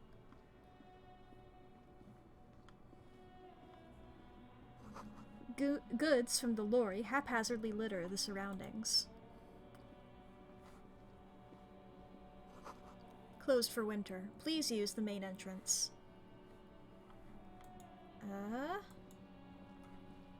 We could talk to this guy. I'm just wandering around before I go to the dead body, you know? A glossy magazine reads, Most Able-Bodied Men. The issue holds a top 10 list. Oh no, they're much hunkier than you. You shouldn't feel threatened by handsome men. Don't be silly. Jump jams. Listen, dude. I didn't talk to you immediately because I remember what you're like. Don't interrupt my reading. Don't add to the list of things you suck at. Okay, got a healing item. Flits. Alright. Content warning racism, if I remember this guy right. Welcome to Rivachol. The remark isn't addressed to you. It's addressed to the lieutenant. Why are you addressing my partner like that? Don't you welcome to Revachol me. My grandfather came here from a 3,000-year-old racist isolationist culture, while your ancestors came to this island a mere 300 years ago. Every school of thought and government has failed in the city, but I love it nonetheless. It belongs to me as much as it belongs to you. You fucking tell him. It's men like you who keep Revachol divided, making it that much harder for everyone to climb out of this post-war limbo. Limbo? What's going on here? Oh, come on, man. I just said, welcome to Rivachol. It's a lorry driver thing. I know exactly what you meant. You think my kind doesn't belong here, that I should watch myself and behave. But you see, I'm an officer of the RCM. It's actually my job to make sure you behave. I would advise you to remember that. Silence. The air between them becomes tense. Your partner needs backup. Now's your moment to shine. Fucking A, Cam, I've got your back.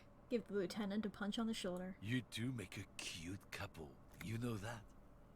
The lieutenant exhales and resumes his regular calmness. Now that that's settled, we have a couple of questions. Whatever you say, officers. What are you hauling? Oh, not much anymore.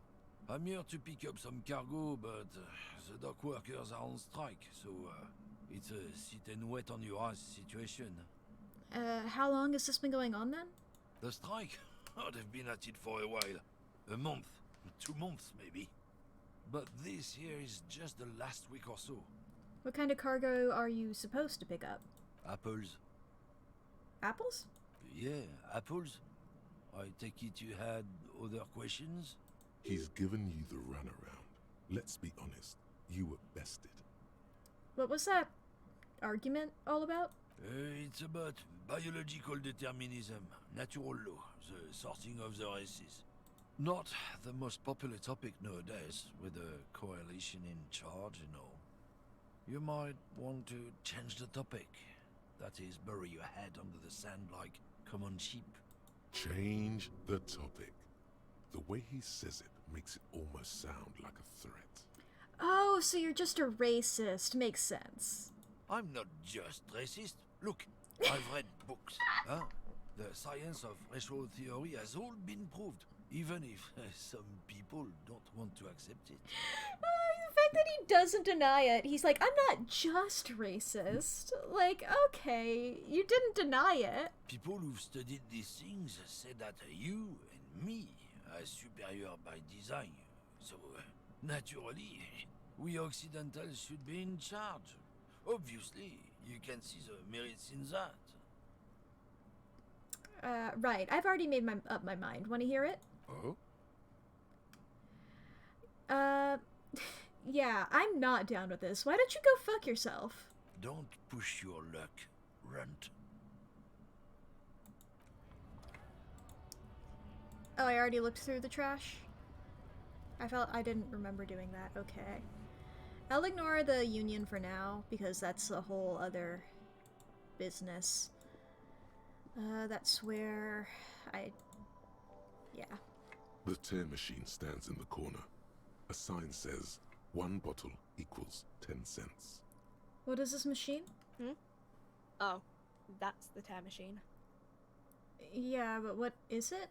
It's a machine for tear. You know, you find tear outside, like bottles or whatever, and put it in the machine, then it gives you money. I see. And how do I pick up tear for the tear machine? You need a bag, I guess.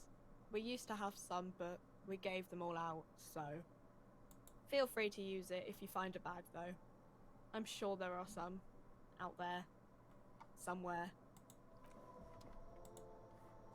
A melancholy pop song plays on the radio. Yellow roses, dozens of them, tulips too. Hi, I'm Brooke. Welcome to Frit. Feel free to look around or something. Everything is out on the shelves. What's that magazine she's reading? What magazine are you reading? You mean this? She looks at the cover boasting a colorful photo of 2 girls kissing. This is Pop Stars. It's got, like, famous people in it. It's not for sale.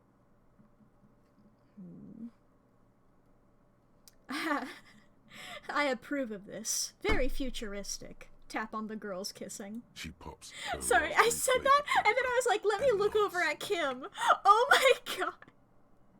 Kim, why are you standing there? Did you see the 2 girls kissing? It was like, hey. Hey. Look, Kim, it's very futuristic. I approve.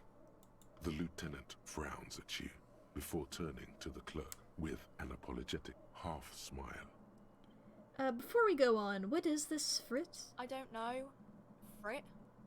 Why is it written with 3 T's? I think they think that the extra T makes it funkier. It doesn't. Let's proceed. I have some questions for you. Okay. I'm not really supposed to be chatting to anyone, but... She puts down the magazine. Can you tell me anything about the dead body? I don't really know anything. I mean, I know it's there, but I haven't seen it, so... Did you know the man who died? Not really. Not really? Does that mean you knew him a little? No. I didn't know him at all. How long has it been there? I don't know, really long. What do you think happened? I don't know. No need to worry. It's just standard procedure for us to ask around. If you hear anything, let us know, okay? Okay. Thank you for your help. Uh-huh. She brushes a strand of hair off her face and tries to return to her magazine. So, Kim, can I ask what exactly your...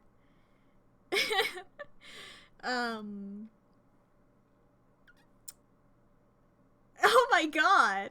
It looks like I was about to kiss him for a second. Oh, Kim. You see I don't even remember who I am. Raincoats fill a low shelf beneath a display of croissants and juice bottles. The raincoats are transparent, except for the big Fritta slogan on the back. What's that? Point to the raincoat. What is what? It's a raincoat. If you want to buy one, then it's only 4 real. When I have any money whatsoever.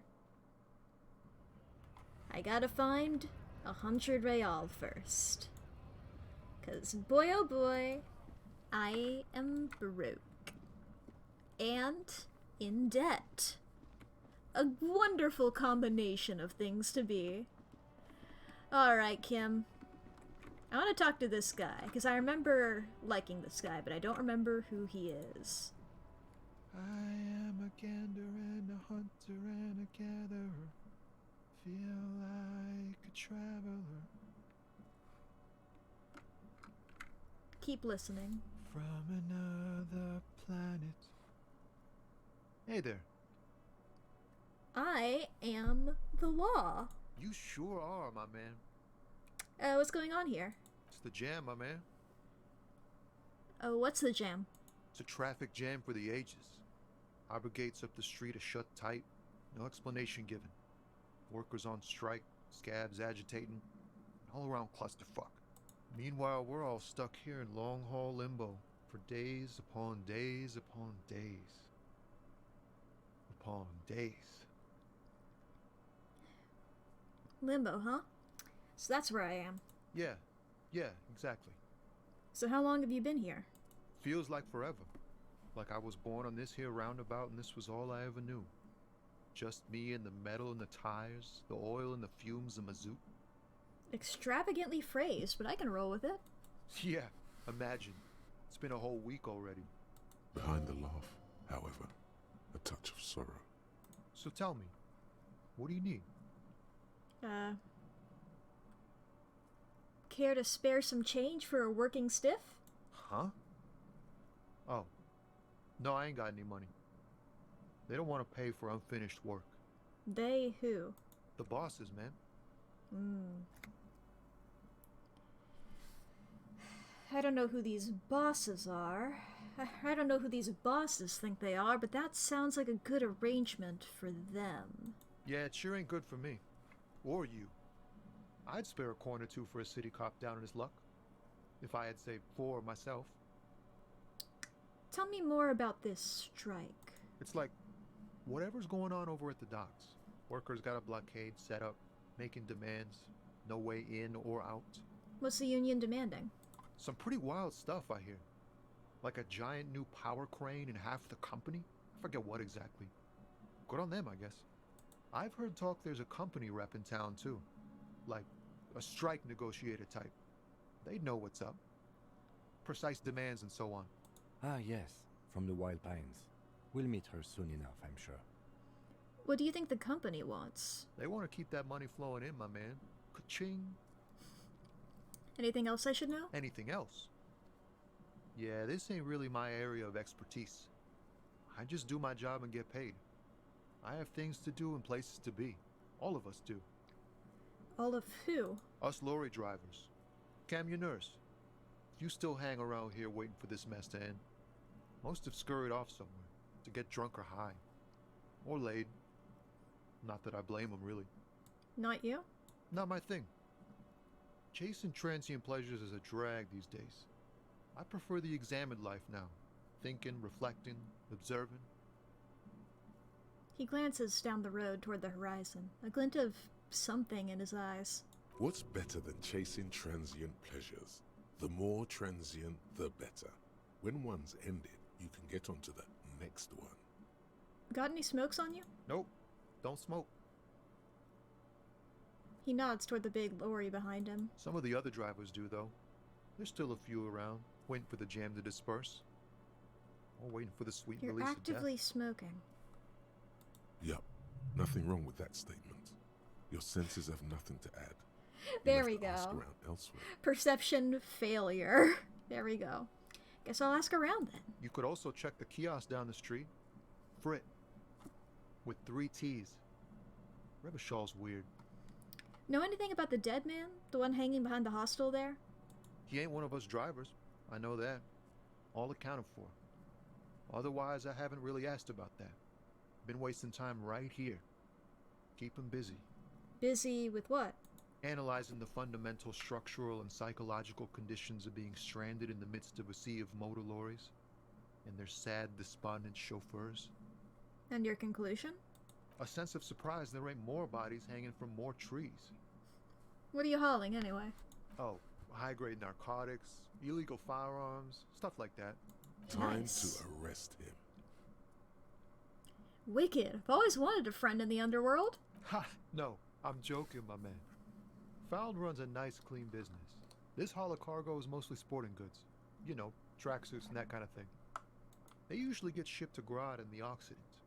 Though we've been making headway in the Il Moran market lately. That your machine behind you? This rockin' beauty. Sure is. Like a rash you can't get rid of. You interested in heavy-duty cargo machinery? Yeah, these lorries are pretty neat. Neat. For carrying large quantities of cargo a long distance. These found tracksuits need to find their way to the kids way out in Wamrau and Loran Bird somehow. There it is again. A little touch of sadness beneath his cool. He thinks he's spent too long in this lorry. Could I get one of those fallen tracksuits you're hauling? We're pals and all, but I can't just freely hand out the merchandise. The bosses won't be happy. So, nothing illegal then? Not unless they've illegalized sports equipment while I was on the road. Right, add another question. The man taps his fingers rhythmically against his arm. Empathy. What do you see in his eyes? Ease into it. Don't go too far. This seems like a personal matter. My man, I want to know about your soul. You really are the law, aren't you? I get that being bluntly observant and inquisitive comes with the territory, but it certainly doesn't help with your conversational skills, does it? Just like that, he slips out of your reach. It is possible the yelling didn't help. I'm good for now. Good talk. Don't be a stranger. Hell yeah. There's Kim's car. I'll come back to that. Ooh, hell yeah, trash can. There are bottles inside. You could pick them up if you had a bag. Where do I fucking find the bag? I don't remember that. I remember loving the bag. What's this? Some great tectonic force has cracked the pavement like an eggshell. An ancient fountain. It doesn't pump water anymore. There's a tree in it. Tire tracks leading onto the roof. The slush and rain has almost washed them off. Got some guys to talk to there. You know what? Yeah. You guys having fun with your little balls? You're the angriest man I know, Renee. Stop complaining and hurry up. The spirited chirps and clicks of swallows fill the air. Life doesn't need to be a struggle. He covers his mouth to hide a burp. I'll be with you in a moment, officer. Let me just finish my sandwich. Talk to Angry Hard René first. Alright. Have you no shame? Whining about your back every time you bring out the measuring tape. René, you're a man with a fork in a world of soup. Please, let's just try to enjoy the game, alright? This one's still chewing on a sandwich. I'm trying to, but you keep breaking my concentration. You're old. I can see that. We're both old. Now stop grabbing your ass like it's a girl. These manly men are playing balls. This is a ball game. Grab a ball and play it. Don't ask questions. Shoot first. Ask questions never. Alright, I got this ball time. That's the spirit. Don't even waste your breath asking about the game. They wouldn't know anyway. They're way past their prime. Hell yeah. Let's fucking go. Success. Hell yeah. You are immediately surprised by the ball's lack of weight. No matter. You'll make it work.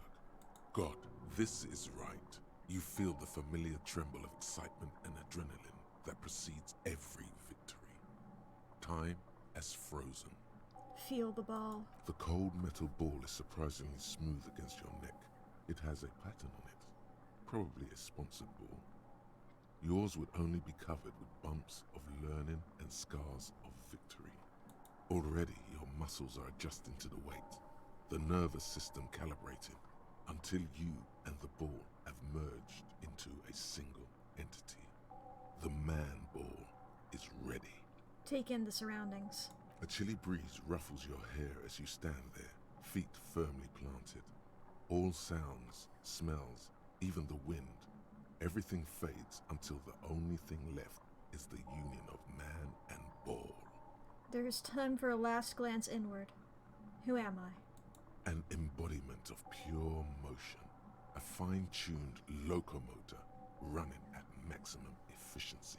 Behold the fear and confusion reflecting in the eyes of the two feeble geezers. They are in awe of your superiority. You are a god to them. Some would still say you're a cop, but I guess we're beyond that now. The inertia can be contained no more than a bullet leaving a gun. Let go. Be the bullet.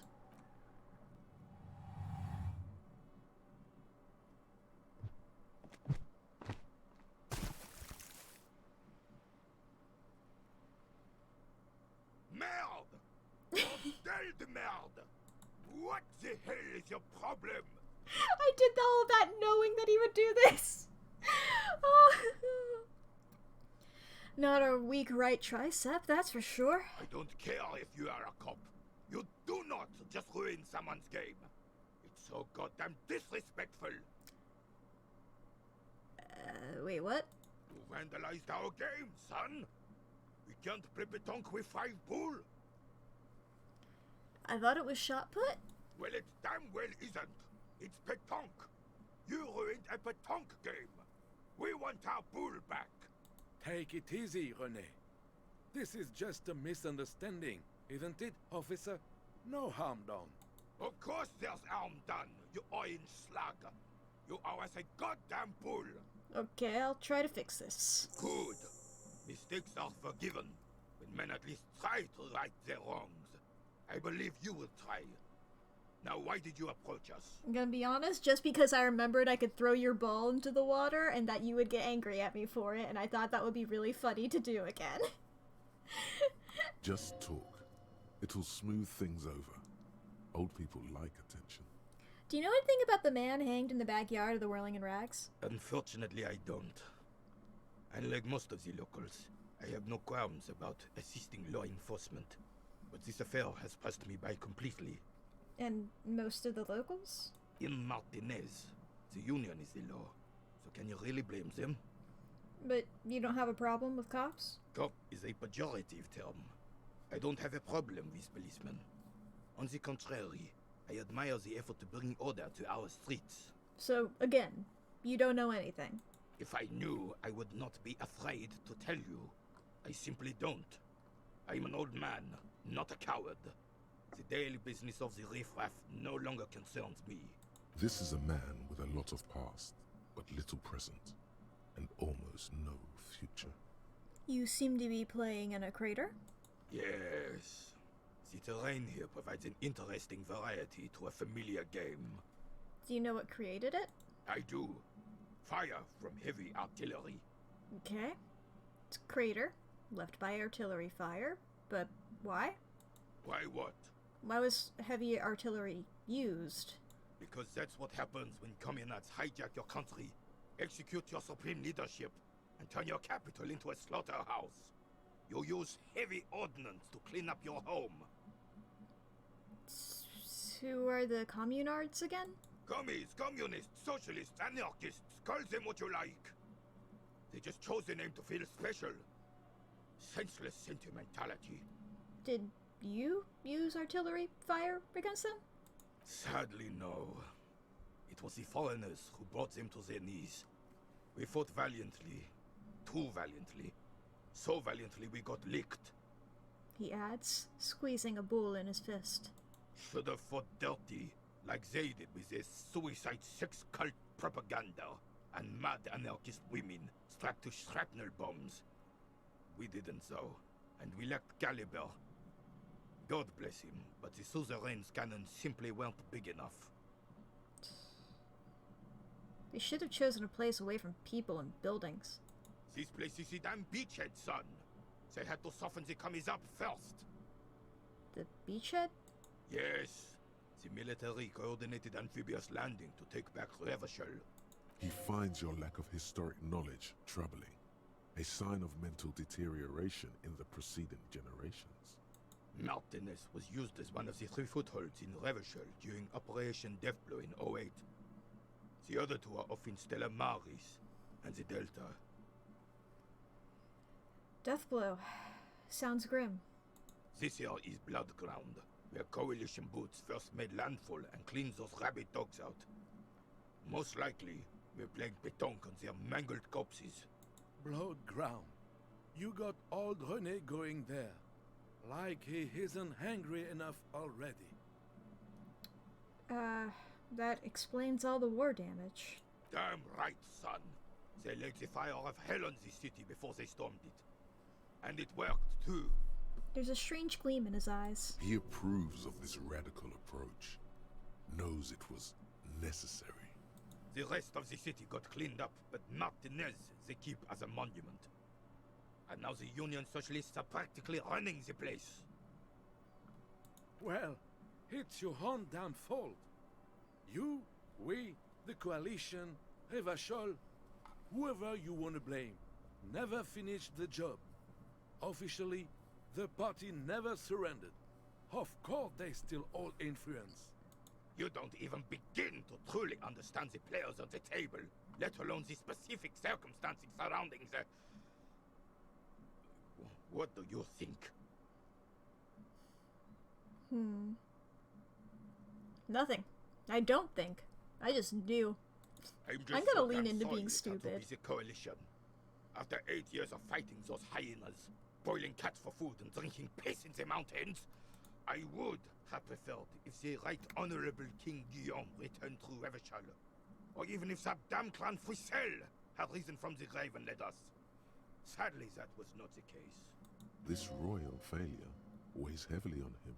Instead, all that is just, holy, and beautiful in the world was wiped away, and now it's neon signs with toothpaste ads everywhere.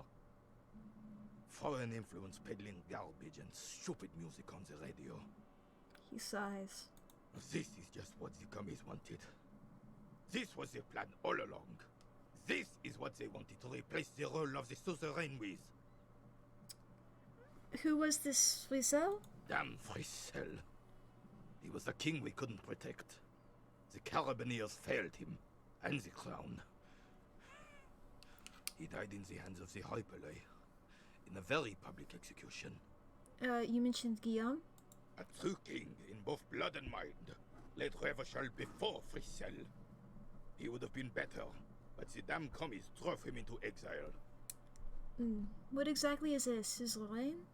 The suzerain is the king! Has everyone forgotten already? They forgotten already. Soon, they will forget everything. Him too. Then he chooses anger over melancholy. It's no use talking to you. You were still in Daddy's balls when it happened. When we took our last stand against the filth and rode the cavalry straight into gunfire. So I have a 3% chance here of figuring out this composure, but it's a white check. I haven't really talked about this because I skipped the tutorials. Basically, you roll 2 dice every time you make one of these checks. Sort of like you get 2 1s, you always lose. 2 6s, always wins. You get better chances if you have a higher stat. And white checks you can retry later, but red checks you only get 1 shot. Do not miss your chance to blow. So, 3%, let's go. All you observe is a veteran. Ah, that was so refusing close to let go too. of the past and his old uniform. This is not uncommon. This is the uniform of the Royal Carabineers in service of Frisel I, Guillaume le Lion, and the valiant King Philip V before him. Don't you mean Frisel the Fan? You do not speak his name, Craven, although he was a clown. But he was our clown, ours to ridicule and to mourn. There's something you missed. You will get to it. Don't worry. Thank you for your time. Alright. Shiny thing over here.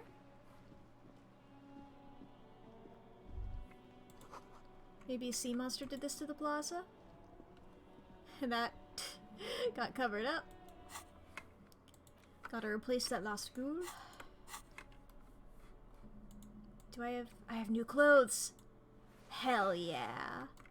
I get +1 interfacing with those. Bye-bye, bugs. Thick latex gardening gloves and a classic canary yellow. Maybe you should retire, take up gardening as a hobby. Is worth a thought.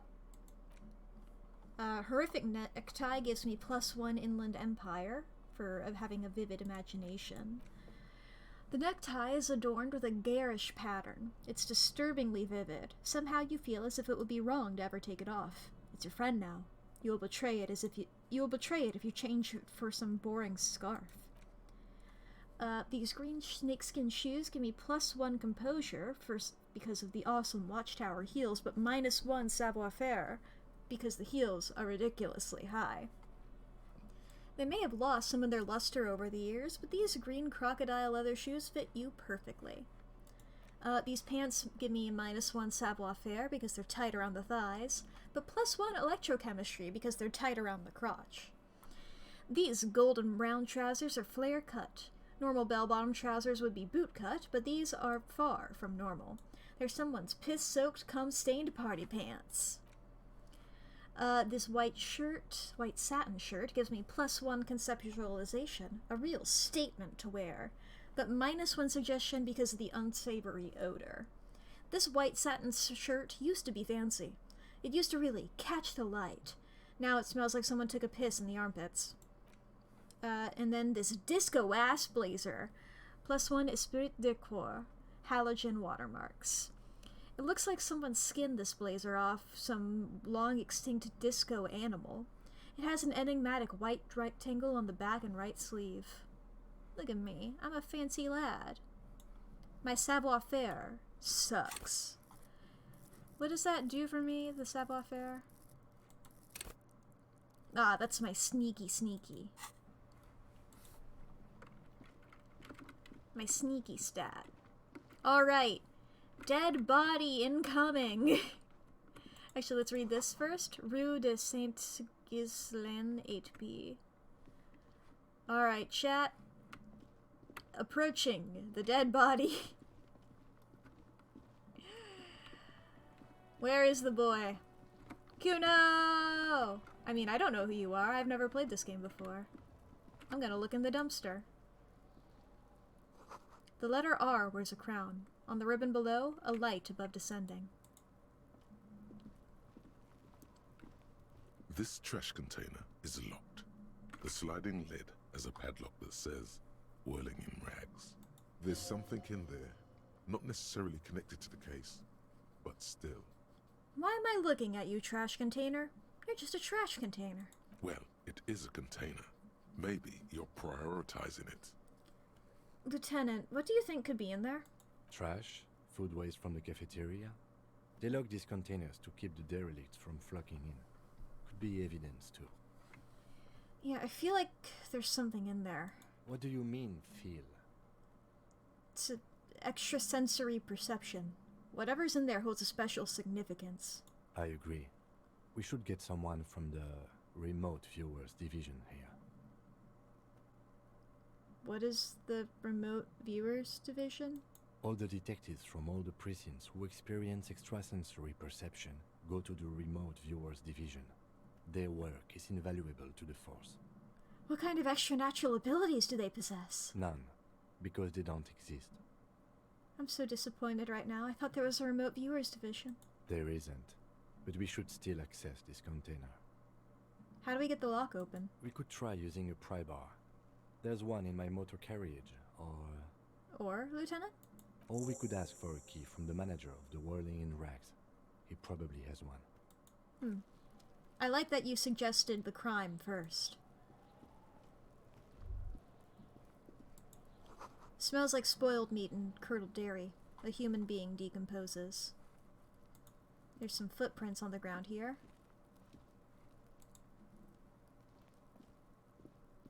There are several footprints in the mud, left by work boots. Anywhere from 6 to 12 pairs have walked here. What kind of boots? Heavy workers' boots with reinforced toes and hobnails, all over the yard. Let's try visual calculus, 17%. What do you think you are? A super detective? Ow. You're hungover. These are just dents in the mud. No pattern emerges for the time being. My morale. Let's look in this container.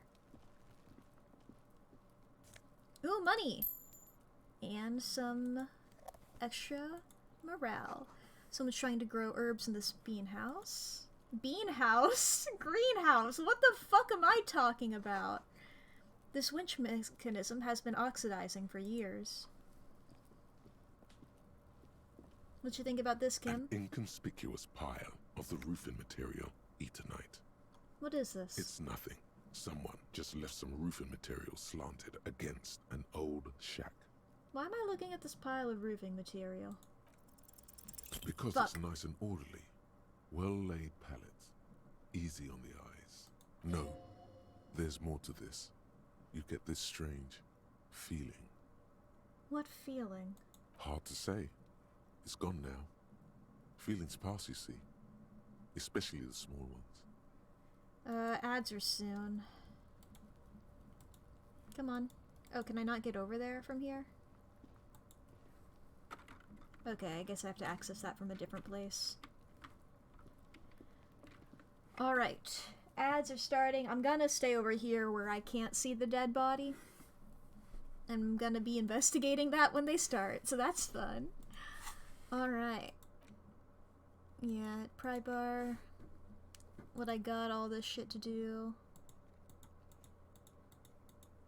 These are the white checks that I have, that I am able to do. So, how is my experience right now? 80 out of 100 until I get my first skill point, so that's cool. My quests currently are to find Smokes, sing karaoke, report my badge missing, inspect the victim's body, which I'm about to do, figure out, we need to call Sylvie using Kim's shortwave and ask whether she made the call. Gotta pay, I owe the guy 100 real. Yeah, Kim, this is gonna be Chekhov's body. That's a good one. So this body, Kim, I think it's gonna be important to the case. I don't know, it's just a hunch. Something about it. It's rubbing me the wrong way, Kim. I think this body is in some way connected to the murder. I know, Kim, it's a hard... Because, I mean, obviously, like, this body didn't kill it, right? You might think that, but it would be difficult, wouldn't it? But... who would do that? This guy.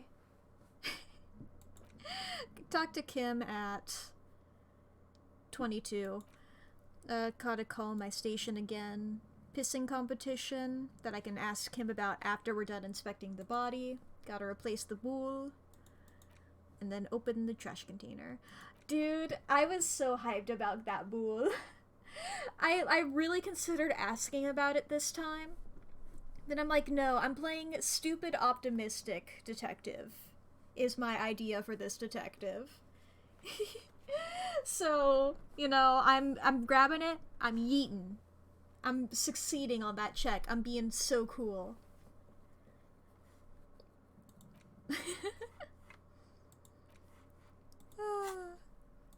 And then he gets angry at me. He's like, what the fuck, my boule? God, my intelligence is bad. This is so fun. It's so different than how I did last. Okay, ads should be over. Approaching dead body. Approaching. The kid's ladder is rickety, but still climbable. Let's talk to this kid. I'm sure this kid will be incredibly normal. Kuno's got this. The boy throwing rocks at the dead body can't be older than 12. Oh yeah, nappa gumpy, Kuno! A moment of your time, please? Can't talk, pig. Shit's coming up strong. Throwing rocks. Shit coming up strong. That sounds good. Joyous.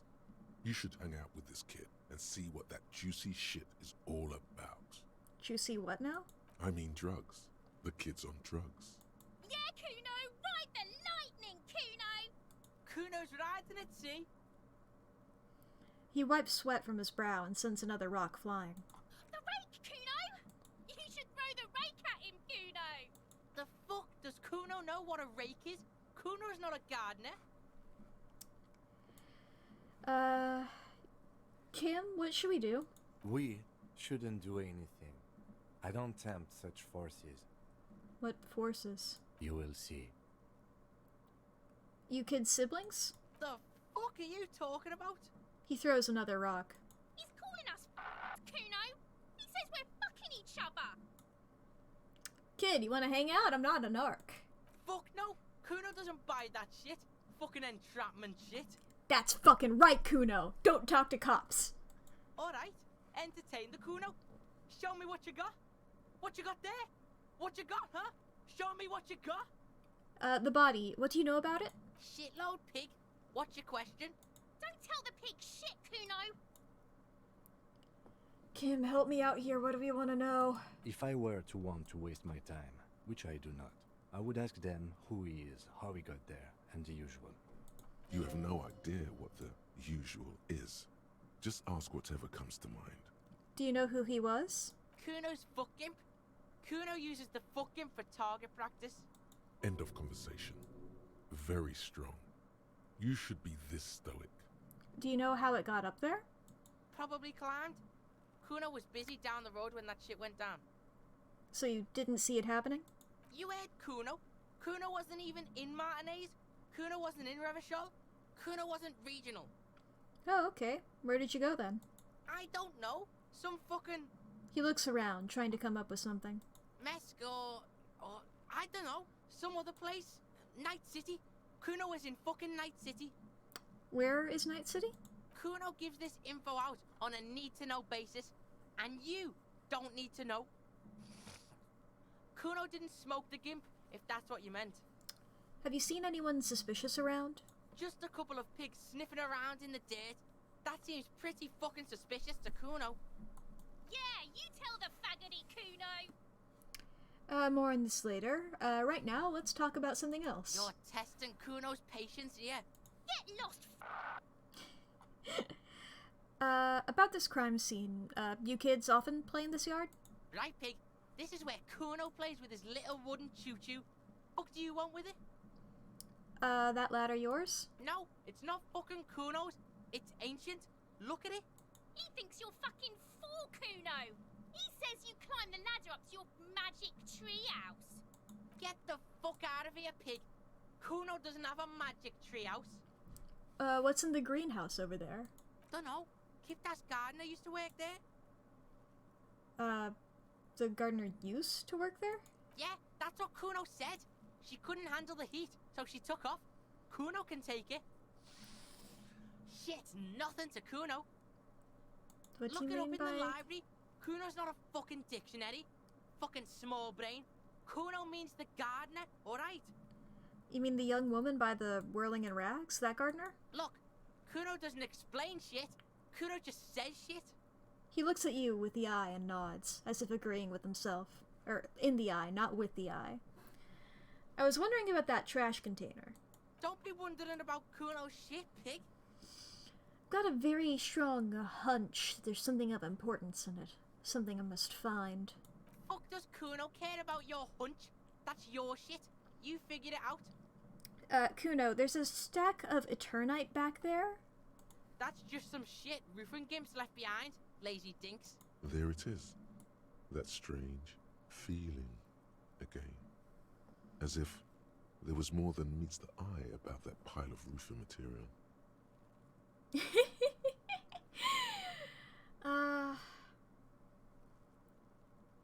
So you say. I just read the last one. Okay, I'm gonna read all of just you can't hide it. I see without vision with my inner eye. So you say, but I saw past the veil. Yes, yes, some shit gimps left it behind.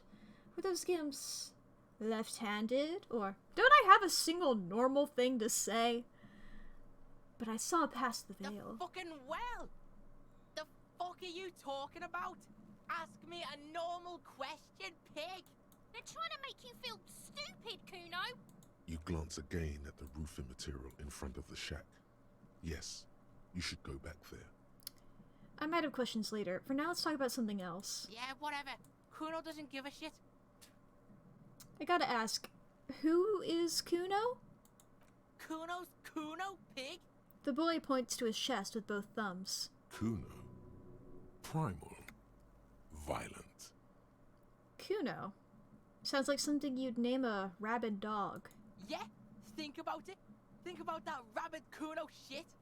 He seems glad someone understood what he was going for. But right as he's getting distracted, you hear a malevolent hiss from behind the fence. Watch out, Kuno! He's trying to fiddle you! He's gonna put his hands on you! The thing behind the fence starts squealing, shrill and violent like a fire alarm. Help! Pig's got Kuno! Help! Rape! The sound gets louder as the child shouts at the windows overlooking the yard. Help! He's got the Kuno, help! I'm just going to leave. Yeah? Get out of here before the Kuno beats the shit out of you. Yeah, that's right. Drag your fat ass out of here, fat boy, before Kuno fucks you. Don't listen.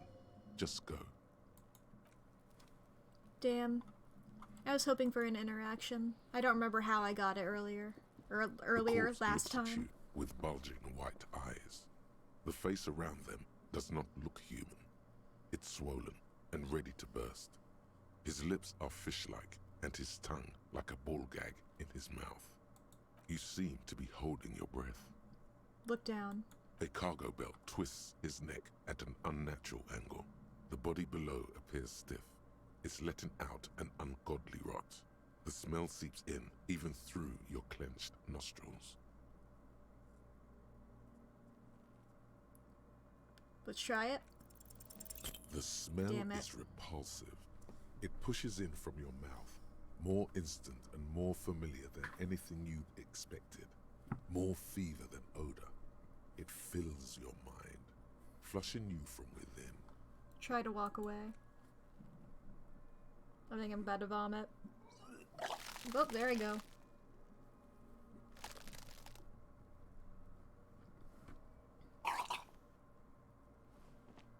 Too late. It's impossible to keep in. Your body curls and pushes it out, burst by burst, until a pool of vomit lies under your feet and your throat stings from the stomach acid. I'm sorry. It's okay. Happens to everyone. Keep it. Thanks. The hangover is clearly making this worse for you. You could use some ammonia to clear your head. Okay, where do we get ammonia from? That young woman, the gardener, mentioned she used salts for the smell. If she doesn't have any, there might be some in the fridge store nearby. Acquiring ammonia will provide a modifier to the white check. Modifiers make checks easier and allow you to retry Thank them. you, tutorial. I turned you off. God, what is that? Why is it so bad? Active decay. It's okay to throw up, officer. No one is judging. He's about to blow! Cop's gonna blow, Kuno! There, he still is. Okay. What's up, Kuno? Talking to you again. Fuck does Kuno care?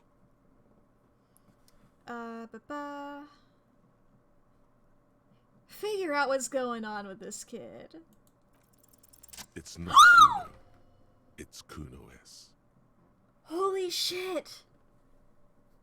Interesting. How? Kuno-S is by far the worst of the two. Kuno has no problem being near you, but the other hides behind the fence, afraid for her life, like she's done something very bad. All in all, Kuno respects madness. You cannot hope to outdo her on that front. You must win yourself a few minutes with them alone.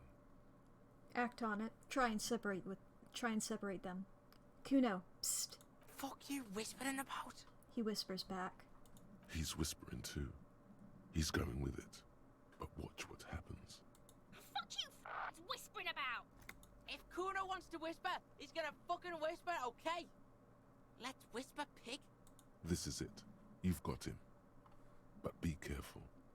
You can still fuck this up. Don't make Kuno look bad in this.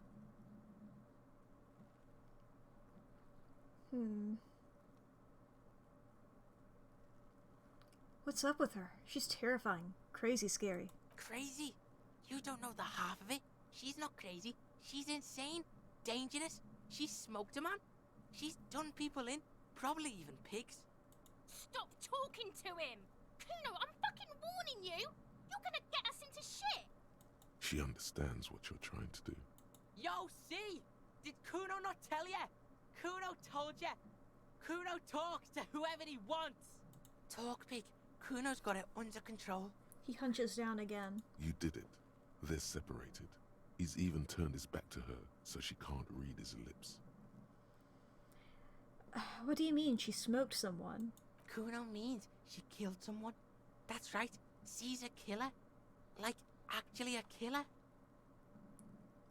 You're serious about this killing business? Killing is serious shit. Kuno's always serious about the 488. She's probably killed a pig too. I mean, I'm pretty sure she has. Okay. How many cops has she killed then? Forget Kuno said that. Kuno was just shitting. Kuno was just running his mouth. Kuno's stupid like that. He feels eyes on the back of his head and stops. The creature peers at you both from over the fence. There is something searching in her eyes. Fear. You think she has anything to do with the dead man? Yeah, she would have liked to fuck him up, but she didn't. Kuno wasn't around, and C was with Kuno. Where were you? Look, Kuno's gonna put you at ease. We didn't do it. You said she's insane? Yeah, she's psycho. None of that kiddie psycho, cat burning shit. She does the real deal. What's the real deal? Snuff radio shit. Believe me, pig, you don't want to know. And what's that language she uses? Fuck knows. She says it's the song of her people or some shit. What people? Crazy people. The fucking Nakkis. I don't know. Some things are too awful to dwell on. The Nakkis and Runkaris might be some kind of defense mechanism. Is she your sister? Fuck no, she's not my sister. She's just a stray who got in. Like a mad dog or some shit. Stray?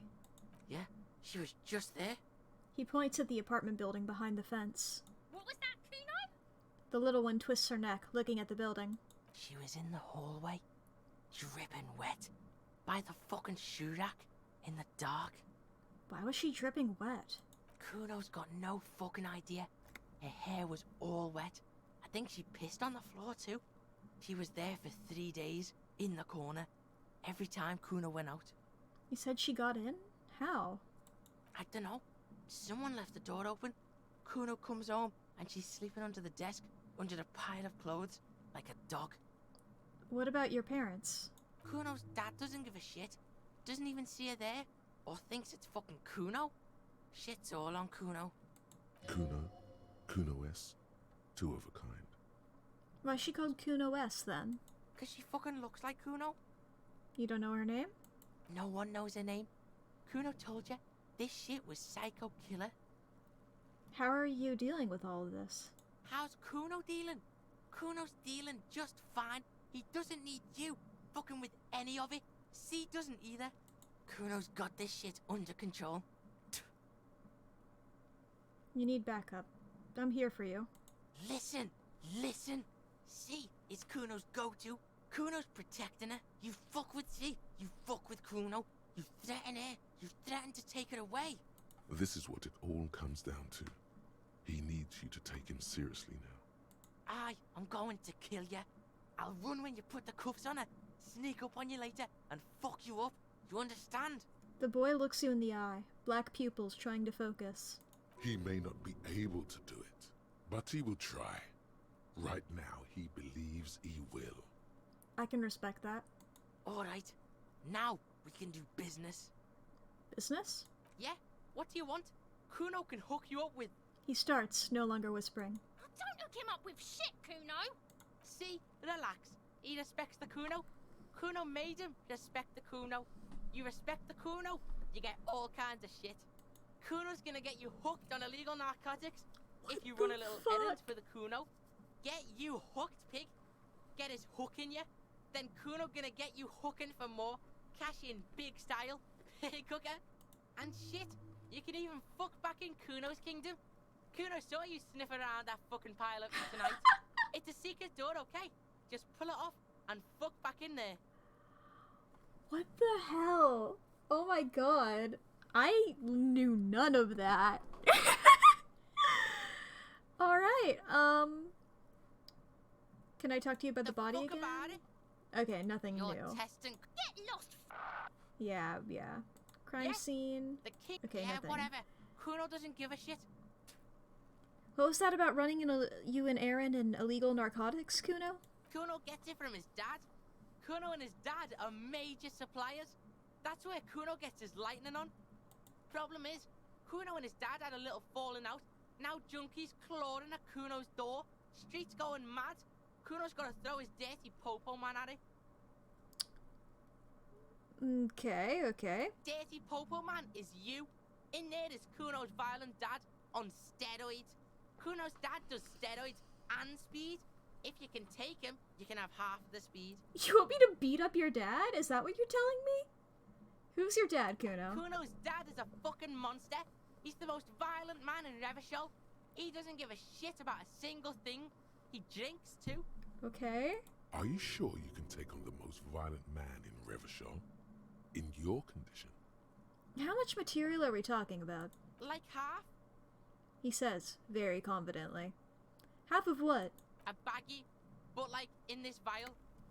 That's not very much material at all. Fuck you talking about half a G? This shit is giant, grade A shit. So clean you can barely see it. You can barely see it because there's barely any. I've made up my mind, Kuno, and this is what's going to happen. Okay. Kuno's listening. I'm a narc.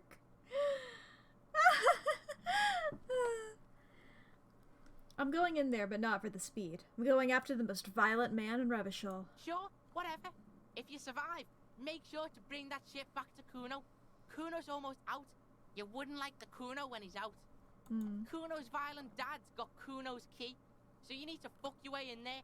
Go to the pier side. Bang on the door till the cleaning gimp lets you in. That's how Kuno does it. Okay. Then you go to room 12 and kick down the door. Police violence style. That's what Kuno does. And then it's action time. You're locked in the room with violent fuckhead. Okay. That's it. Next time Kuno sees you, you better have his shit. What the okay. What the hell are you signing us up for here? Come on, Kim. Whisper. Obviously I'm not gonna take it. We need to get drugs away from a minor. Okay then. Kuno, I threw up. And I can't investigate the body now because I threw up. Yeah, like a fucking volcano. Yeah. Fucking pathetic. You're lucky you didn't die there. Maybe you got some advice for me? I mean, you're obviously handling it quite well. Yeah. Kuno's got some advice for you. The kid looks to his left, then to his right, then leads towards you. What are you? Like 80, right? Maybe you should stop embarrassing yourself in front of a fucking kid.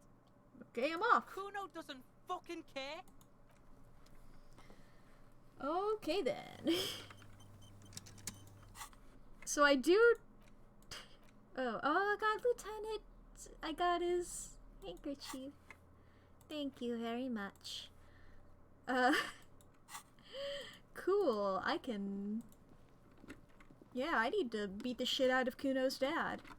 And I guess now I just know that this is a thing now. Looks stranger now that Yeah. Kuno told you about his pad. Because unless Kuno And lied, critical, let's you go. should just be able to pull the panels aside.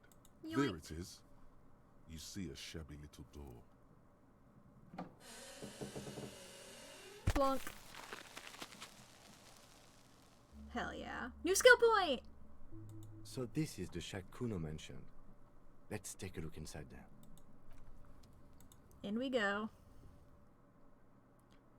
Man. Alright, we got... An empty tube of magnesium supplement. A silver plate with traces of bone yellow powder. Be still, my beating heart. It's amphetamine. Sweet amphetamine. The lieutenant isn't studying the powder in the mirror. He's studying you. Someone has taken narcotics here. Perhaps no. I wasn't thinking about taking it, I swear. I was thinking about justice. Of course, detective.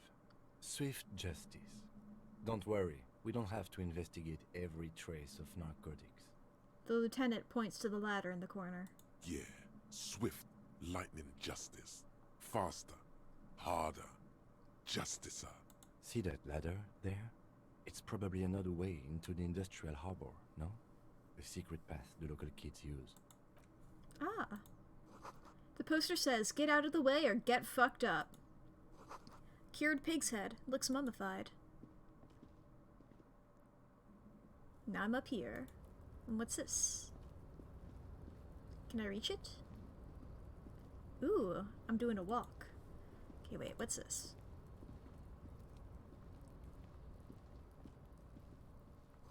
The barrels are half full of rainwater.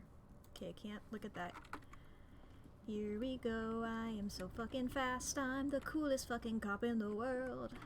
It's a low bar. The doorway's going to collapse soon. Restoration pillars keep the ruins together. Got a postcard.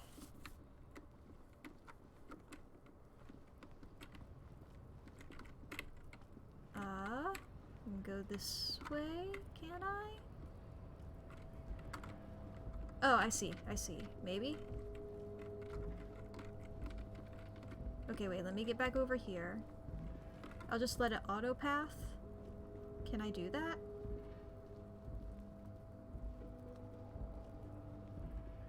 Ah, okay. I didn't see the turn. I saw that going up, but then I was like, okay. This container? Health. Up we go. There's so many bottles that I can't get because I don't have my bag. Got some money though.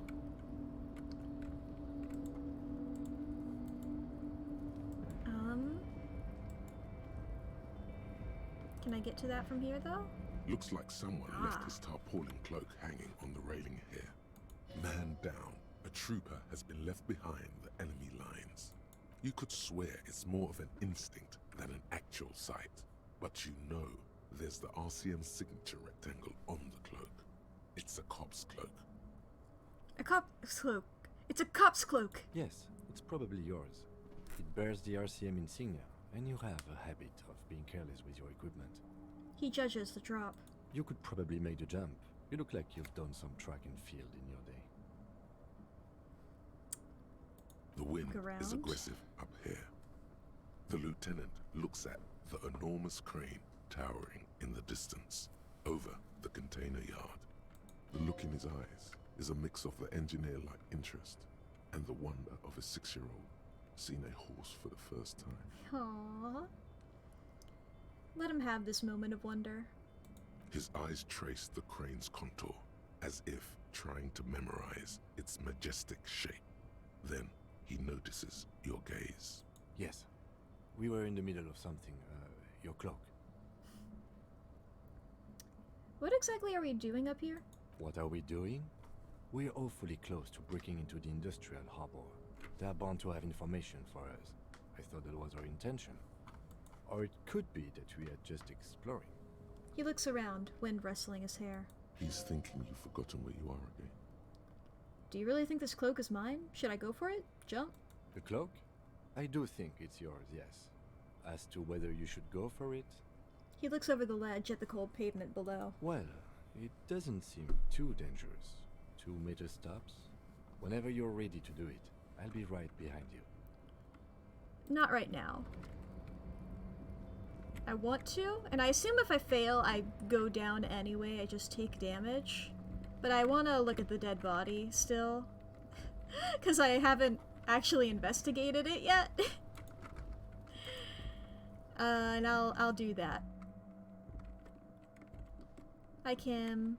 We're going this way. Excuse me. Meow. What's up in this? Ah, my postcard. And I got my skill point. I won't spend that yet. That's how I softlocked myself last time. Okay. Oh! Gotta hydrate. There he still is, looking right through you with his white eyes. The body below is entirely dedicated to that corpse smell. Okay, I can't do the Emitting it endurance is yet. And I couldn't do this again. There are several footprints in my the mud, perception. left by work boots. Anywhere from 6 to 12 pairs have No, walked it's visual calculus. Alright. Let's go talk to... What's her face? Hello. Hello again, officer. Do How you still are have, things? do you still have your salts? I think I could use some. Sure. I'm done with them. She takes a small capsule out of her breast pocket and hands it to you. Go easy on that stuff. It gave me a terrible headache. Thank you. Inspect body. I got a little bit more shit to do. Nice. Here we go, Kim.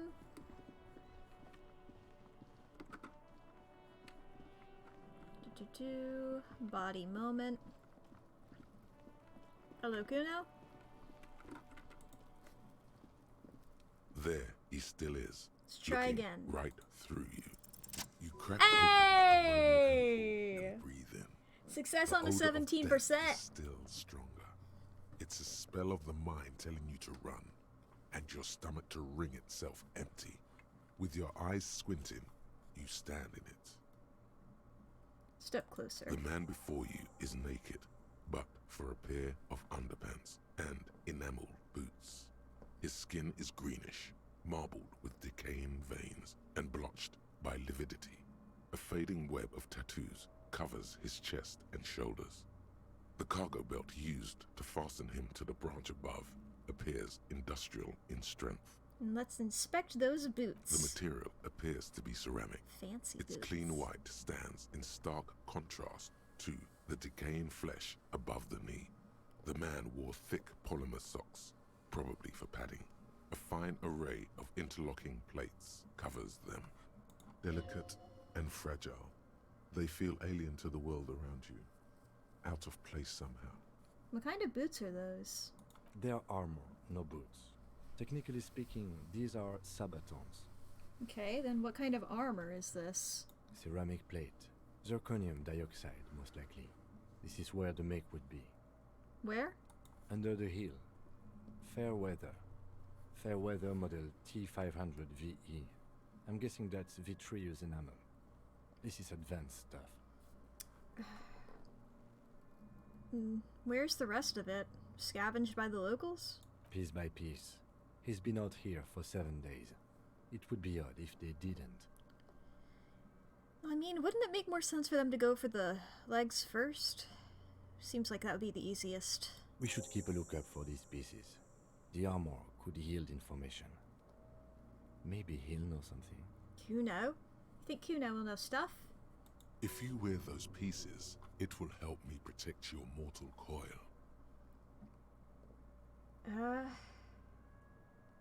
Maybe he was just...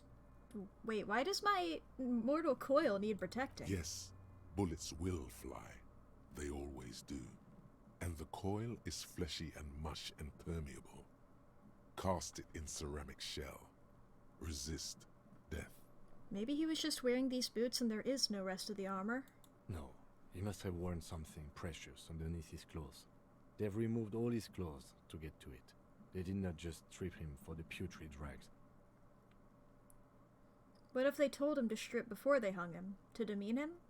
They usually hang them completely naked for that. La puta madre, the Mazda, the Besmerties and the like. This one still has his underpants. Fucking talking about underpants. Shut up, Kuno. The material looks out of place here. It is. It's expensive. The lieutenant draws a line in the condensation on the ceramic with his index finger. We've requested similar material for our tactical units for years now. The constabularies deemed it too costly. In that time, we've lost 6 men to semi-automatics. How much are we talking about? For a full set, about 4 years of wages. That's a lot, I take it? As a wage, it's regrettably small. But for a piece of hardware, yes, that's a lot. How could this man afford such expensive hardware? That's for us to find out. My initial report on the area suggests he was a security guard for the harbor company. But that's just hearsay. Initial report? Just something I scraped together from my station. An area report on Martinez. I'm sure you did the same. Sure. He's not actually sure of that. He's just being tactful. Thank you. These look pretty advanced for a security guard. I agree. This equipment is way beyond what a guard can afford. Knock on the boot. A small bell-like sound fills the air, like tapping on the side of a porcelain cup. Suddenly, your biceps coil up. Your elbow is sharp and cocked for a punch. Punch it harder. Your fist connects to the boot with the same ding. The sound does not appear to get louder. Did you hear that? A click? Yeah, like dice rolling. This is a kinetic redistributor. It spreads the incoming energy horizontally, from plate to plate. When the plates connect, there's a click. That's the sound you heard. See these lines? Faint, organic lines cover the plates where they separate into smaller ones. These plates then divide into smaller plates until there are hundreds of them altogether. Like the scales of some ancient white monster, cracked and pearly. Pull the boot off. This feels dangerous. Are you sure?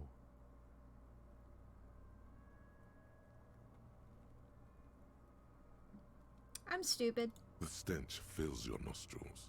As you push downward, an ominous creaking sound comes from above. Stop!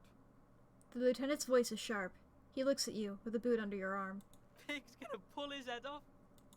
Brutal! Oh, this is a bad idea, isn't it? You're going to pull his head off. Do it, homo!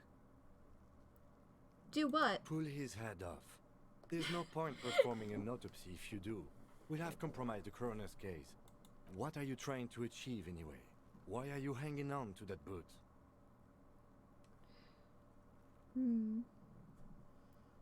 They would go super well with my bell bottoms. I'm sorry, I didn't even want to take them off. I just thought I should try. Try what exactly? I have no idea why. I just do things. There's no underlying reason. I don't think we should do anything just for the hell of it. Besides, The lieutenant taps on the boot. there's no way you're getting them off. All the organic matter in his Yeah. body has been flowing down into the boots.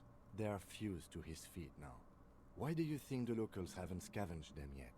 That's why I figured that it would be a bad idea. I didn't account There for the might head. still be a way to peel them off, but first the body needs to be down. And second, it would probably be better if the lieutenant wasn't around.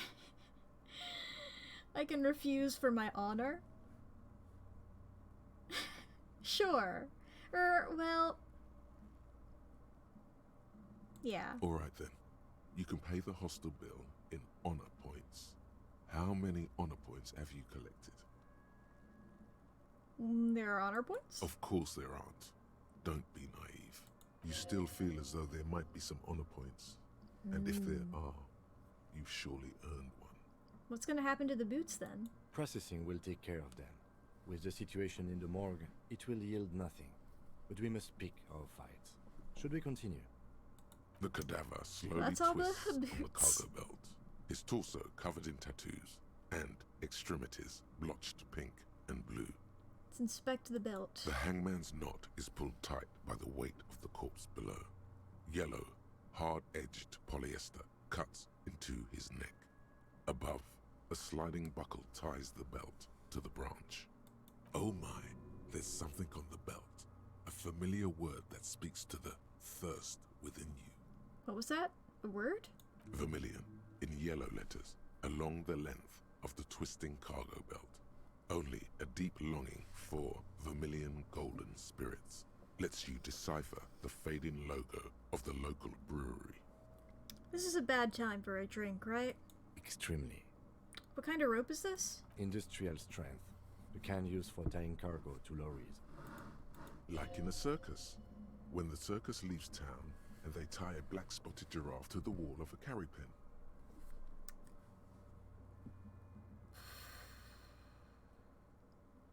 Like in a circus for transporting black-spotted giraffes? No. More like in a harbor. Like the one just east of here. I get the sense they used whatever was on hand, without paying much attention to not incriminating themselves. We're assuming the dock workers from the harbor did it? I'm still approaching this as a lynching, yes. Motivated by the ongoing strike. You? No. You feel like it was something else.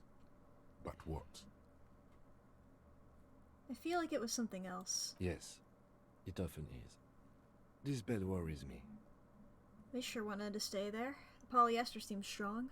It's not merely polyester. It's steel reinforced. See these lines? This is where the wires run. I see rabbits for more than 20 strands. This makes getting him down much more problematic than I had assumed. How do they even get him up there? A noose is one of those things that's easier to use one way around. He points to the buckle, tying the belt to the branch above. I think they lassoed the branch, then pulled on the belt. Buckle closes. It's what I would do. Seems easier than climbing up there. The cadaver hangs from the cargo belt, limbs limp and torso covered in tattoos. Inspect the tattoos. An intricate web of blue lines stretches across the torso, from the right shoulder to the solar plexus. Each time they intersect, a small white star is formed in their crossing. Hundreds of fading asterisks riddle his skin. Their concentration is highest around his heart. His corpse is marked by stars. What will mine be marked by? Alcohol and heartbreak. Your fist clenches suddenly. It will be riddled with disco. Decay is creeping on the tattoo. Already, most of the canvas that's holding it has darkened. Now, it disintegrates slowly, letting out a stink. Is this a map of the night sky? A map of the stars. I do see some similarity to astronomical charts. Great Century Messinian, maybe. But this seems more particular. Customized somehow. As if someone left out most of the night sky, filtering it through personal choice. The principle of this filter remains unknown to you. The thought dissipates, and you feel as though you were only half right. I'm missing something here. So am I. A sudden ringing fills the air as the lieutenant pulls down the zipper of his orange jacket. He takes a thin piece of milled aluminium from his coat pocket and pulls it open. Sounds like a sword being unsheathed. A small lens appears. Some sort of camera. What's that? A Trigger Sunshine. Mini. Shit, Kuno! What the fuck is that? An instant color camera. He produces 2 metal-capped ampoules and clicks them into place on the side of the apparatus. A thin slot shines there. This is the first time he openly acknowledges the kid's existence. I have only 2 ampoules, so nobody move. I don't want to waste one. He points the camera at the corpse, peering into it. The lens needs adjusting. Then a sound, a shrill flash, followed by the breaking of a small ampoule of glass. You see streams of color pour onto the thick, glossy piece of paper, rolling out. In case we need it. The lieutenant says and shakes the paper, letting it dry on the cold wind. On it, a color-perfect copy of the dead man's tattooed chest. Cool machine. Yes, it is pretty cool, isn't it? What do we need this photo for? It contains insight to the victim's person. By his build, I'd say this was a man of physical violence. The story he wanted his body to tell was important to him. It is his letter. To us. Someone should decipher it. We'll need to show it around. Here, a souvenir. Yay! He gave it to me. The glassy-eyed corpse looks by, his mouth mute and his skin as colorful as the chemical rainbow on the photo paper, teeming with opportunistic organisms. You've acquired an interactable Shut up. item. Investigate this item further I by turned going to it the off. Interact tab in your inventory. Look, I can't right now, okay? Look him in the eye. His eyes are milky white and blind to the world, protruding comically from their sockets. There is no one home, just subaquatic terrors there. Dark brown hair grows on his head. His face is ready to explode from the organic processes inside. The death's head grin has passed. What remains is an unrecognizable mess. Underneath the curdled meat there is an expression, not carried on his features, but below, inside, an expression of pleasure. This man was experiencing joy at the moment of his death. This man enjoyed the moment of his death. Why do you think so? For supernatural reasons, There are no supernatural reasons. the lieutenant says, marking something in his notebook. I am less skeptic about this hunch, he thinks, than I was of the supernatural premonitions that overtook you at the trash container. He then covers his nose again. Tell me, who are you, dead man? I'm gone. Where have you gone? Into the wild pale yonder. Where is that? In the past. Way out in the west. I can see you're gone, but who are you? I'm a joke. Look at me. You are now, but who were you when you were alive? A killer. A motherfucker. And a killer. Takes one to know one. I have another question for you. Go ahead, Cobbo. What is happening? What do you mean? I'm talking to you. It's the power of your Black, frothy liquid starts bubbling on his lips. imagination. Yeah, man! Don't be crazy! Inanimate objects and dead people can't really talk to you! Your wild imagination is doing this. Ask some more of those questions you love so much. Okay! He loves those. Why do I love questions so much? Because you're a copperoonie. Look at all of them go. Do you want more questions? Give me a comical amount of questions. Coming right up. Copperoonie, Rooney. This is getting up big now. Is my name Rooney? Fuck no. You're no Rooney. Of course not. The name is Raphael Ambrosius Cousteau. Listen to yourself. You're not a Raphael anything. You're probably just Harry or something. That's right. Harry. I feel like I have been getting a lot of Harry lately. You might be onto something there. Man, this playthrough is so different than the first one I did. I didn't think that it would be that different, but really choosing something different. Just like, wow. I didn't learn that the guy's name was Harry until much later. Okay. Why do I feel like I forgot something terrible? Because you have. Fair enough. Who killed you? Love did me in, Provocopo. It was love all along. Can you ask me a question? Sure, Lobo. I can ask you a question. Why are you doing this? What? Looking at my face, motionless. Looking into my eyes. Standing here. Why are you investigating my murder?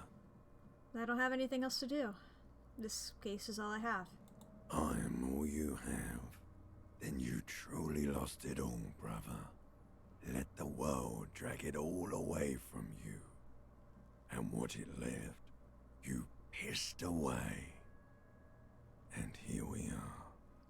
I hate you. You stink and you're boring. Do I remind you of someone? A deep sea creature. No, not quite. Be fair now. A baby affected with harlequinism? You sure I got out of that one? Coppellini. Why were you feeling pleasure when you died? Maybe I was getting my rocks off. So you were feeling sexual arousal when they were hanging you? Do I look like an erotic auto-asphyxiation type to you? I thought it was autoerotic asphyxiation. Maybe it could be okay. Yes. Captain Coppodromo, I fear we are drifting away, fixating on sexuality again. Let's go with a simpler question. Auto is self? I guess. I feel like... Damn. I just always associate it with the BoJack Horseman episode. Where he, like... I guess that actually happens in a couple of episodes.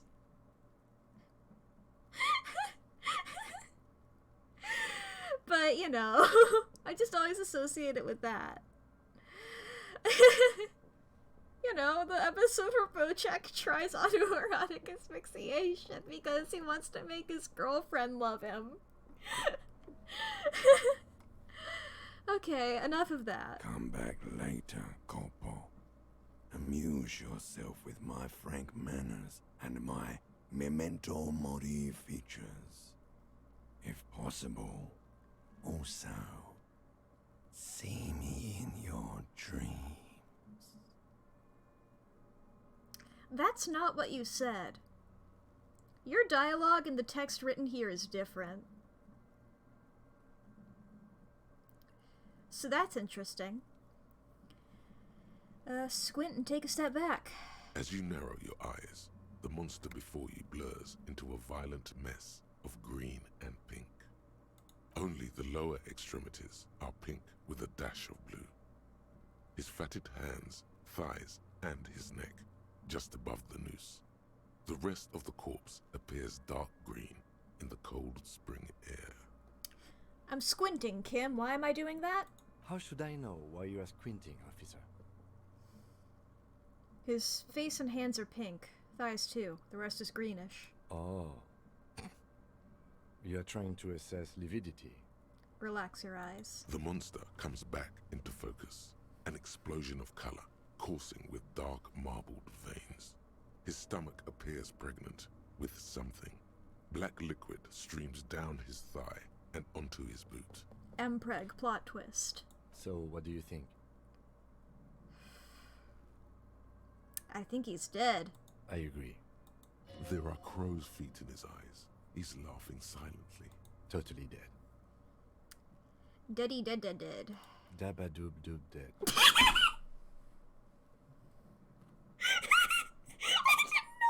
I needed to hear Kim Kutsuragi's voice saying Dabba Doop Doop dead.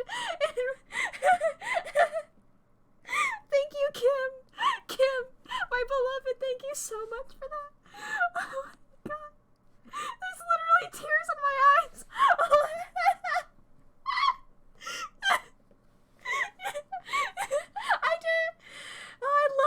I love when Kim yes ands. I love it. Okay. He says that without a hint of oh my god, there's literally tears in my eyes. Holy shit. Okay, he says it without a hint of melody. Not one muscle in his face moves. I don't know what to think. What do you think? I think he was upright immediately after death. Blood has gathered in his hands and feet, and his neck. He points to the fattened chin. The noose acted like a tourniquet, keeping the blood in his head. The hypostasis here is in tune with the hanging. That's what I think. Could it still be he was moved after death? There's always a chance. We should check for ligament marks on his neck to see if they're in tune with the belt. We'll have to get him down first. Something's coming out of him.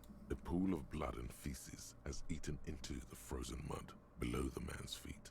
Purge liquid is dripping into it, drop by drop. The victim appears to have contained no more than half a kilogram of digestion at the time of death. The fuck he's saying? Talking about shit. Goddamn right, I don't know if I'm allowed to say that on Twitch. Malicious laughter erupts But I am. in the yard. Sounds like seagulls. Big said he's a... The lieutenant's face is made of stone. That's the interaction I was talking about earlier, when I was talking to Kuno, and I was like, I remember an interaction I had with Kuno that I was hoping to have again. That was the one. He's beaten up. See the bruises? I do. Most of them are post-mortem. Maybe even all of them. The delinquents have made our jobs harder with their little sport. Stop talking in riddles, coin slot. What does that even mean? It means you fucked him up good, Kuno. Fucked him up brutal like. But there is no breath to catch. Only the cadaver filling the air and your nostrils. He slowly rotates before you, decomposing. So how do we get him down? Are you sure we finished the preliminary examination of the cadaver? We might miss some of these things once he's done. The cadaver slowly again. twists on the cargo belt. Of What's course. up, corpse man? You have questions, don't you? The power of your Yeah, I don't have come anything back else. later, Corpo. Amuse That's- yourself yeah, with that's my the dialogue. frank manners and my memento. That's the dialogue he was saying earlier, but the text didn't match. So, okay. In that case, the preliminary examination done. The steel reinforced belt presents a unique challenge. I brought chain cutters, but I don't see a good angle of approach to the belt. That gave me 70 experience. Where am I at there? Hell yeah, I'm near my next skill point. The cadaver is a good 1.2 meters up. Neither one of us can reach the belt without assistance. And even if we do, there's the question of cutting it. We could saw the branch. Climb up there and saw the branch? Yeah, it seems dangerous. There has to be a less risky way, with less falling down of trees. Maybe we could shoot him down? Yeah! Bang bang time, pig! Shoot his head off! How? I don't know. Just shoot the belt. The bullet will break it. It absolutely will not, officer. That's not how physics work. It will maybe cut one thread loose. Yeah, now we're talking. Entertain the Kuno with some shit. They'll miss! The pigs will miss Kuno! The lieutenant is undecided. On one hand, he wants to shoot some gun. On the other, it's an awfully stupid idea. Oh, he wants to? Take the shot, Lieutenant. What's the worst thing that could happen? I'll blow his head off. Take it! Take the shot! Yeah, take the shot. Kuno wants some of that shit. Silence. With his elbow sharp, the lieutenant unzips his jacket and produces a lightweight firearm. He drops a paper cartridge in the barrel, separates the scouring stick, and gives the cartridge 5 tucks. He then steps back and assumes the fellow's desk position, taking aim. The corner of his eye twitches. His finger is on the trigger. I'm silent. The kid's voice is drowned in a shrill blast that echoes off the walls of the surrounding tenements. A cloud of smoke slowly parts in the air as the lieutenant steps back and says to himself, God damn it. He feels bad about it. About his eyes mostly. Just having bad eyesight. Probably from a young age. Whatever you do, do not console him. Fucking idiot! Mookaba asshole! Kuno could have hit it easy, but then Kuno's not fucking handicapped, is he?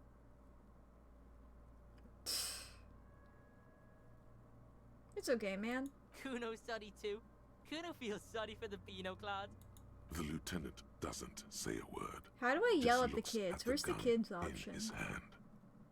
What now? I have to say, it's beginning to look unlikely we can get him down without assistance. I could try and shoot him down myself. It's bad as it is, us shooting firearms like punks here. Go ahead, I'm not stopping you. Just don't hit the victim. I'm gonna need your gun for this. They only have one gun! Oops. This is the sorriest pair of pigs Kuno's ever seen. Officer, why do we only have one gun? Remember when I told you I didn't have my badge or uniform with me when I woke up? Didn't have my gun either. That is even more unfortunate than the badge. Shh, it's You fine. need to contact your station about it as soon as possible. It's fine. Try not to lose this one, please. It's fine, Kim. It's We're not off to a fine. good start. This missing gun business is making your hand tremble. Yeah, take it, you fucking banana boinker. Take it and shoot yourself in the mouth. Feel the weight The first? cold piece of bakelite and gunmetal is surprisingly light. Your fingers fit right through the guard, instinctively resting on the trigger. The fuck are you waiting for, Kuno? Tell him to shoot himself in the mouth. Kuno is silent. Aggression gathers in the air. The trigger feels delicate and ready to break under your finger. Point the gun at the belt. The buckle comes into focus in your sights. You stand with your feet planted firmly in the ground and your left hand supporting your gun arm. Why don't you just shoot yourself in your mouth? At least you won't miss. Shut up. Or what? You gonna fuck me? You wanna fuck me, pig? Is that what this is about? Let's close left Your eye. field of view narrows. The branch slowly moves, becoming entirely two-dimensional. The metal buckle glimmers, catching the noon light as the corpse slowly rotates. Look, he's crying. You gonna cry now, fucking faggoty? Shit! Oh, I shot him! A plume of smoke erupts from the barrel. Your hand goes numb from the explosion. With your ears still ringing, you lower the weapon to see what happened. No! You missed the belt, but hit the corpse straight in the Oh, chest. and the ad Bits just of started. rib Oh, cage I protrude fucked from it the skin. up. No blood, only a murky sludge dripping down his belly. The sudden fucked stink it up. makes your eyes water. Ah! Whoops. But imagine how cool that would have been if I had done it, right? Imagine how cool that would have been. Right? On a 17% chance, you know, I could have been awesome.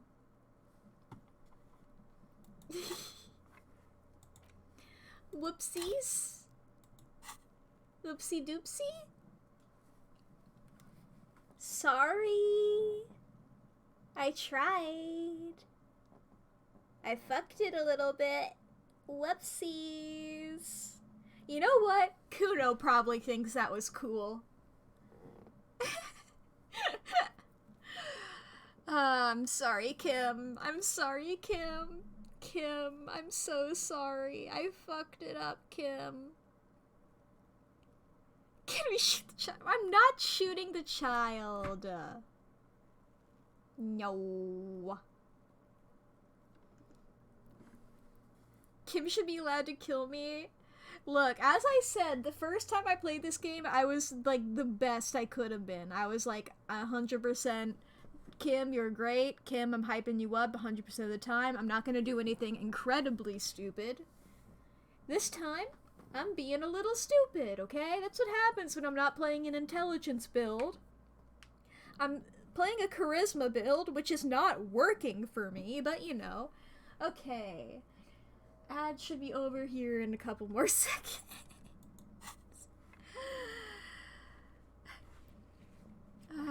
Do something. You're a cop. Okay. We got all this shit. Yeah.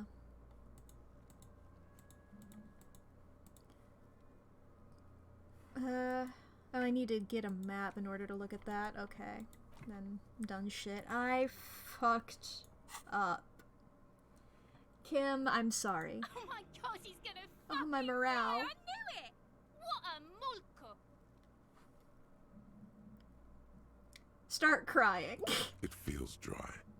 Nothing comes out of you as you stretch and bend your face into a crying shape. You're too furious to cry, apparently. Try harder. Try really hard to cry. The lieutenant watches you jerk some tears, your shoulders shaking and your eyes dry. the gun begins to slip from your fingers. You malolda! The can't even cry! The lieutenant gently picks his gun from your hand and holsters it. We still need to get him down somehow. But how? The bad way. The way I didn't want us to. By asking the harbor for help. They have the tools and the men. If they put him up there, they can take him down too. But won't it be dangerous? To ask the suspect for help with the victim's body? To be indebted to Evrard Claire? Very much, yes. Which is why I would have preferred us to handle this ourselves. Clearly we can't. Suck my dick, bitches! Who's Evrard Claire? The leader of the Union. A dangerous and corrupt man, from what I hear. You don't want to owe him much. Yeah? Don't go being someone else's bitches. You're Kuno's bitches. How do we get inside the harbor? From the gates. By negotiating or fighting. Or we can try the secret route we found, where your cloak is. It looked doable. To the gates. Let's fight, I say. Let's get to it then. Hobocop. Hell yeah, Hobocop! Technically, you wouldn't be a cop anymore, but a hobo. That would mean game over for the cop chapter of your adventures. But who knows where the hobo part takes you? To the bar? The old L'Assommoir? To the pier or the sewers?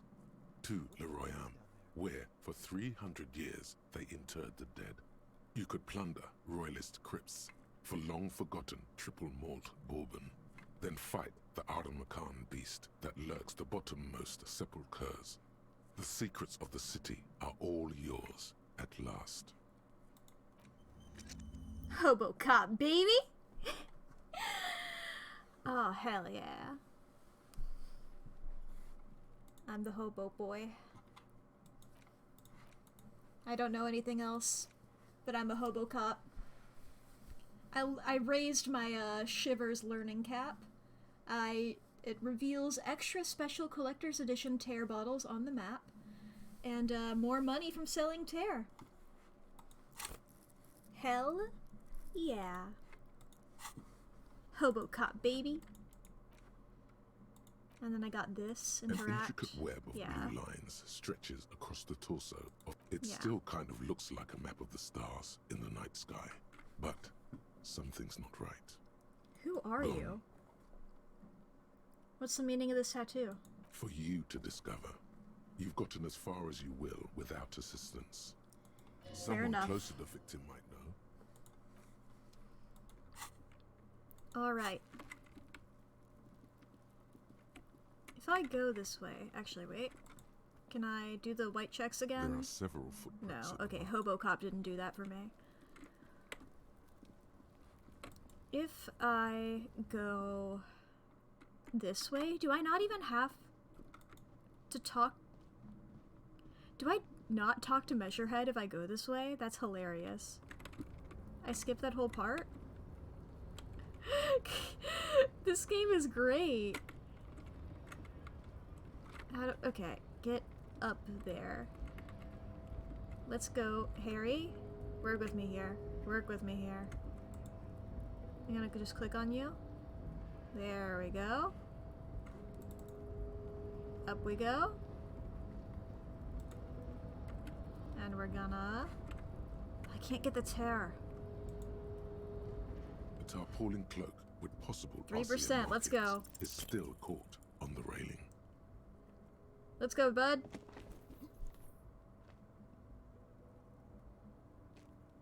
Aww. Nope, no. That's still too high. What were you thinking? You're not a gymnast. You're a boxer. And you've climbed way too high up there. That is not the dialogue that was said out loud. You could have died there. Shit, shit, shit, shit. I'm failing you. This wasn't part of our deal. Oof. I got you, Bratan. Let me just adjust your breathing a little bit. There, isn't that better? I really fucked it up. Tug on your tie. God, now I can't breathe at all. Stop doing this to me, Necktie. You're supposed to be a friend. Hey, hey, what's happening? You okay? It's alright, Kim. I just keep tugging on your tie. I can't breathe. It's okay. You're just having a little panic attack. Try to breathe as slowly as you can, alright? He shakes you gently by the shoulder. The necktie lets go a little, its vicious grip easing around your neck. Colors return to the world around you. Thanks. I think it's working. Let go of your tie. Good. We can always come back when you're feeling better. It's just a cloak after all. Damn. Okay, I guess I do have to go talk to Measurehead and stuff.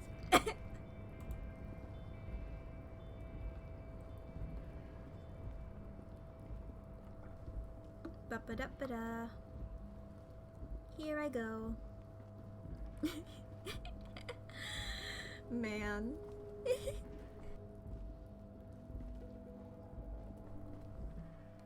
Off on my little journeys. Alright. Back through here. Boop-a-doop.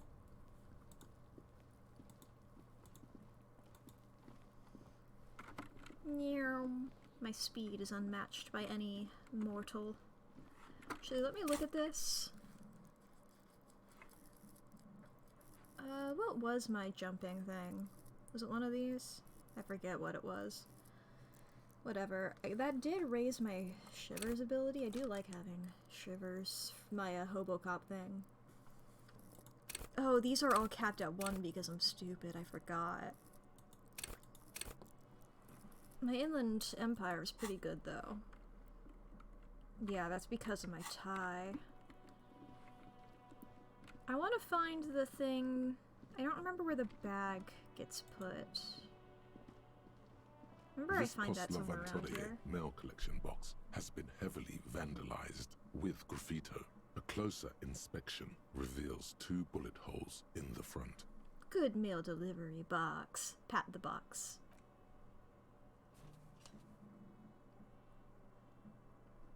The box seems happy. Eat shit, pig. Fucked by the coon. And St. G with a crown have been scribbled on it.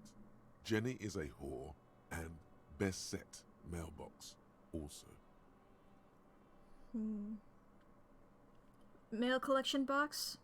You should no. I thought that said I thought that said fuck the man up, and I was like, hell yeah. No, it's man the fuck up. No. I feel you, mail collection box. The mail collection box seems cathartic, thankful even. So do you. You shudder, then you swallow, and then suddenly you see it. Over all the other graffitos, someone has, using the tip of a very sharp knife, cut the words, Revachon forever. Alright. Up here. Hello. This book has a rose, a pistol, and a half-naked dame on its cover. On the cover stands a very muscular man surrounded by flames. This book is about pâté. This book, you don't really understand what it's about, nor does it seem important. It takes willpower to even read the author's name. John Kaus from Iguania? A book about Boideiro culture. It promotes freedom and roaring upstream. A book about the future. The government reads your mind using radio technology. Hello, sir. Step right in. The store is open. A young girl with chubby red cheeks waves at you, smiling. Her nose is also red from the cold. Hello. Are you interested in a new and exciting book? She stomps her feet to feel warmer. What kind of store is this, anyway? It's a bookstore, sir. We sell books, postcards, and some board games. It's called Crime, Romance, and Biographies of Famous People. Whoa, whoa, whoa, whoa. Hold your horses, little girl. This is... okay. What is a book? That is a book. They have stories inside them. It's like someone told you a story in a really long letter. What is a postcard? A postcard is a small cardboard picture. You can write a few words on the other side and send it to your friend or beloved. She is unfazed by your questions. She would consider it impolite to point out any perceived weirdness. What's a board game? Board games are like little games on a table, made to pass the time. There are several different ones, but sailors here mostly buy cards. Interesting. Thanks. My pleasure. Anything else you'd like to know? Is it okay if I ask you some questions? Okay, sir. I'll try to answer any questions you have. I hope they're about books. What's your name? My name is Annette, sir. My mum, her name is Plaisance. She owns the store. She's inside minding the register or organising the stock. The girl gazes at the window, then suddenly jolts, her eyes wide as if recalling something. Feel free to step in and browse our wares. And you're standing out here in the cold because... I'm signalling that the store is open. Otherwise people might not know. They'd miss out on the crime, romance and biographies of famous people. A sudden gush of wind turns the pages of the books on the counters. She covers her face, smiling. But she's cold. I should have a word with the store owner, maybe. Oh, no, sir. I'm happy to help Mum by luring in customers. Besides, I have some hot juice in my vacuum bottle to keep warm. Shouldn't you be at school or something? I do my studies at home at the moment. I have to help Mum keep this place running. What is school, anyway? School? Well, mine is a big yellow building on Boogie Street, and the people there run it. They say it's a charity. The gale wind blows in from the coast, a wind of needles. It wraps itself around a building of brick and mortar. Somewhere, a clamour rings through the honeycomb of classrooms. What is this feeling? Remorse. The parquet of assembly halls. The rows of stall bars are growing cold. The corridors stand empty.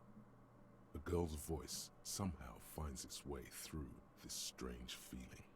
You haven't heard a word of what she's been saying these past few moments. You only hear... Mum says it's necessary to do both, because it builds character. Mum says a proper worker is dutiful. That's how you get ahead in life. You succeed. And how's the business doing? Mum says it's peachy. She was a little afraid at first. There's talk about this house being cursed. Behind her, the window has been boarded up. You sense the boards creaking, twisting for a second, and some kind of doubt in her tense shoulders. Cursed? In what way? Cursed in the way that makes them say that no business has ever really thrived here, sir. That they all go... bankrupt? Exactly. But we've been doing fine so far. This sounds rather serious. I should probably look into this. Narrow your eyes and look through the creaking boards on the window. We can go into the bookstore and ask about the case, but I don't see much more to look into here. The lieutenant makes a note in his notebook. Yes, please do look at our wares inside. The postcards and board games you asked about are also there, sir. What do you know about the other failed businesses? Nothing really, sir. Mum doesn't allow me to sneak around in the back rooms or the cellar. I don't really know what's there. How does this curse manifest itself? It does not manifest itself in any way. It does not exist. I liked it better when we were talking about whether it's appropriate to stand out in the freezing weather. But, Kim, the plasmic manifestations. No such thing. The lieutenant stands at your side, stern and serious. Anything else you wanted to talk about, sir? Enough about the curse for now. Maybe I can tell you about some of our books instead. What is this crime business? Crime fiction is about murders or burglaries or things like that, and the work of a policeman or a private detective who's trying to solve a crime and catch the criminals. Why would anyone want to read about crime? It's exciting to people, I guess. They get to imagine dangerous things, and it's kind of like a puzzle, where you can guess who the criminal is, or how the good guys are going to catch him.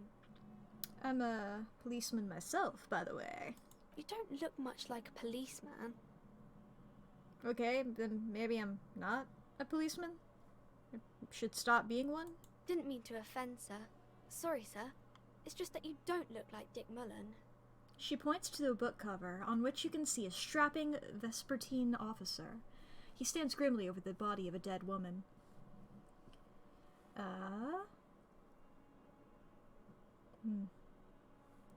I used to be exactly like that Mullen guy. Then I decided to live a little. What's that mean? You know, cut loose, raise hell, blow off steam. And everything's better now, sir? I don't know. Why is that? A man can never be truly happy with who he is. Oh, okay. I shouldn't have said that thing about Dick Mullen.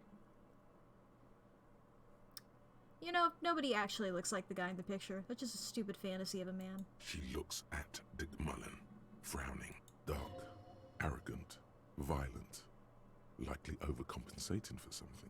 Probably got a violent streak because he's emotionally stunted.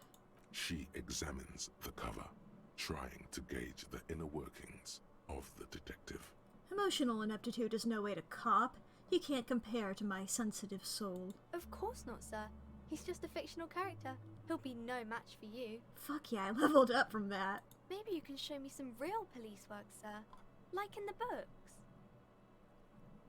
Really? I'll talk to you in a second there. I'll do that in a second. What is romance? It's the type of book where there's a rich lady and she has to choose between the good man and the bad man. She smiles at the thought, perhaps imagining herself in that situation. Or there could be a story about a poor lady getting a rich man. It's about man and lady business, sir. What about a poor man getting with a rich lady? It happens, but usually the guy gets rich in the process. Or should actually be rich himself, but has lost his family property unjustly, like during the revolution or something. I see. Those are unhappy books, for most of the pages. People sad about what they have lost, but then it all turns out just fine in the end. What about when both of the men are bad? These are not very common. You can't have a choice between bad and bad. Nobody wants to read a story like that. What if it's written really well? Well, maybe then it's fine. Maybe if the lady then decides not to pick either, because she doesn't need a bad man. Yes, that would be interesting. What about when everyone is poor? That's really not a proper romance story. That's more like everyday life. Sometimes you have to write about real life things. Not in romance books, sir. These are about nice and pretty people, and everyone is happy in the end. What about a book where the man and lady business doesn't work out at all? I haven't read many of those. Maybe you should ask Mum. Maybe I will. I'm sure she can help out. Anything else you're curious about? That's enough romance for me. I had other questions. Maybe some about other books? Who are these famous people? Oh, kings and queens and generals of old, or artists and writers, or musicians, those kinds of people. There's usually something extraordinary about them. She scratches her cold reddened cheek, then continues. I think that's why people read them, to find the secrets of their fame. Can I become famous by reading one of these books? I don't know about that, but I imagine life is great when you're famous. Fame sounds delicious. Maybe someone will write a book about me one day. You know, I am a superstar. Why would they do that, sir? Because I'll be a superstar cop, yes! In the papers and everything, that'll show 'em. That's so cool. Maybe they'll make you a book cover picture and everything. Standing over a dead body, holding a gun. And you can stop calling me sir. I am but a working man. No, sir, I can't. It would be too tiring to refrain from it. It's already tiring enough to remember to say it all the time. It's nice of you to say I could stop, though. I get you. I, for example, can't stop making this face. That's a friendly enough face, most of the time. Alright, I got 72%. Let's go. The girl keeps her hands folded, hidden. Why is that? Why do you keep your hands folded? What do you mean, sir? She looks wary. She knows where this is going. You don't need to be worried. I'm here to help. She looks around anxiously. Her hands remain folded in front of her. She doesn't want to show them. The lieutenant stands by, looking at the two of you with little interest. A facade of true professionalism. He is far more intrigued by the situation than his poise reveals. It's okay. She brings out her reddened hands, her nails frayed, nearly chewed down to the flesh. You bite your nails? And you knew this from me keeping my hands folded? There were a few other hints. Well, that proves nothing. Anyone could do an easy deduction like that. Her eyes flash with defiance. She's not impressed. She actually is impressed. This is more like a defensive reflex. What more? Bet I can figure out why you bite your nails. Got a few reasons in mind. She nods, half provocative, half enthusiastic. You're uptight because of your mother and the pressure she's putting on you. Maybe so, sir. Okay, I know it's a bad habit, and I shouldn't. Either way, another ace deduction for the #1 detective in town. It was okay, sir. She's still got a rebellious streak. There's more that can be achieved here. Ask her to do the same. You think so? Fine, do better. Do something about me. You're quite sober. She snaps back quickly. The lieutenant does not flinch at the comment. He does not flinch even a single bit. He is intensely not flinching. It takes effort. How do you know I'm usually not? Because you usually aren't.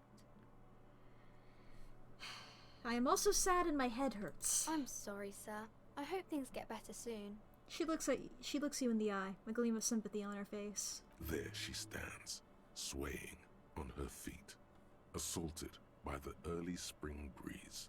She smiles at you. The whole situation suddenly feels familiar, somehow. Because you know each other. She's been talking to you so openly because you've talked before. Hang on. So you know me? We've met before. Yes, I stand in this spot all the time. She sways back and forth on her feet. You've been running around all week without your shirt on, sir. Telling people about being a star or something. I don't really understand who those stars are. Did I ever talk to you? Of course, you've stopped by a few times. You certainly look better than the last time I saw you. Thanks. I'm trying. Yeah, I can see. You don't have party eyes anymore.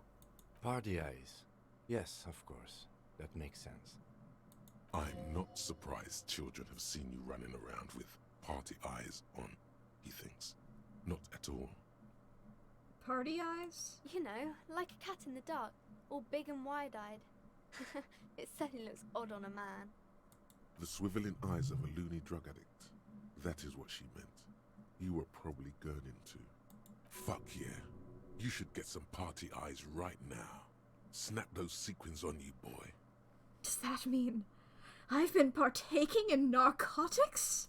Oh, baby, that's not what you have to worry about. Worry about the important thing. So, why didn't you tell me you knew me to begin with? I didn't know I had to do that.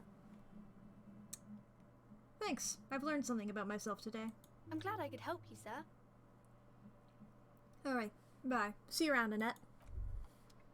As you turn, a bright light catches your eye, making you squint. Where's it coming from?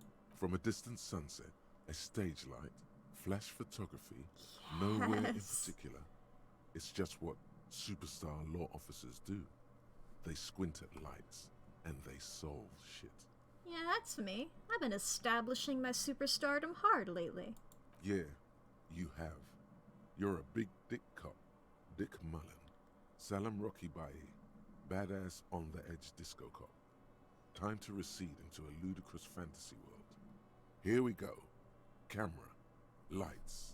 Action! With a sudden flash, the world freezes around you, and you along with it. In an iconic monochrome solution, a black silhouette against a rasterized orange world. It's on. Hell yeah! And I got 2 skill points here, and got some kind of superstar. Let's make this absolutely clear. No one is saying you're an actual superstar in the groupies and cocaine, riddled with hepatitis C, strikes a lion-esque pose of the night kind of way. You're not Guillaume Le Million or Davy Dewis, no. You're a metaphorical superstar. I don't know if you guys can hear this, but my dog is directly outside my door sneezing. And I'm just trying to ignore it. But if you hear a noise in the background, it's that. You're a metaphorical superstar. You bring that rock and roll authenticity and passion to a line of work where people don't expect or want to see it. Where some would say it doesn't belong. law enforcement. So temporarily, this will give me -2 logic for an hour and 10 minutes. That's fine. I'm cool. I'm a superstar cop. And I do have 2 points I can use. I'm not gonna use them yet until I have to, I guess. Where can I find a bag? I don't remember. 2 Cape Side Apartments, Martinez Pier. 2 Roundabout North. And this. The ad reads, broken window. Tibbs has windows. If you had a bag in your hand, perhaps you could collect these bottles and sell them. Bag located. Come on, the night's still young. Mind if I just... yoink?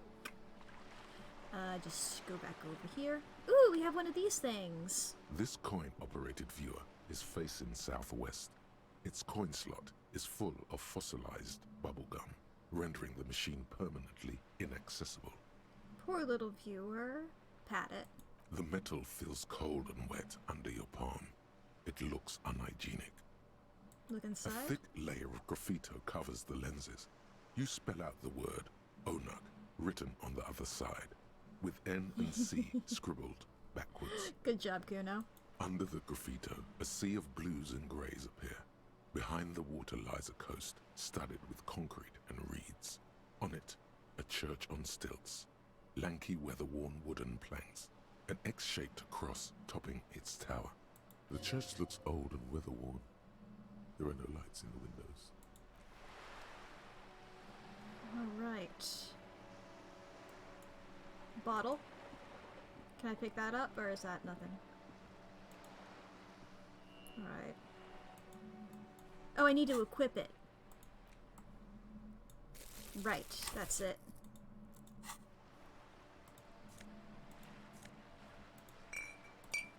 Yoink, yoink, yoink. This is our job now, Kim. We are going to keep this city clean. And I am going to make money and pay off my debts. I owe 100 reals, Kim. Kim, I am in immense debt. Alright.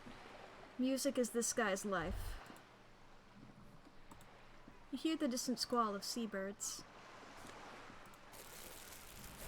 Can I not get that one? Apparently not.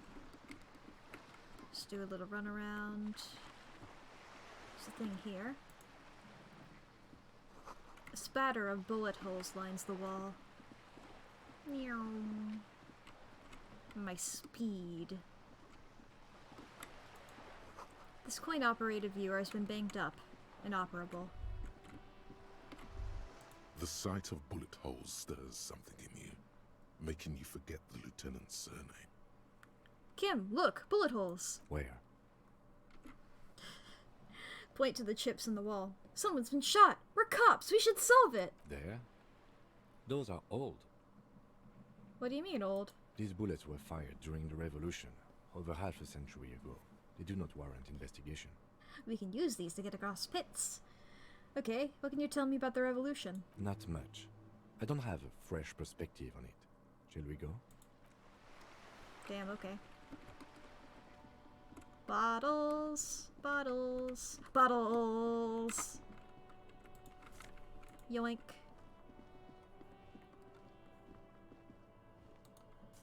Yoink, yoink, yoink, yoink, yoink.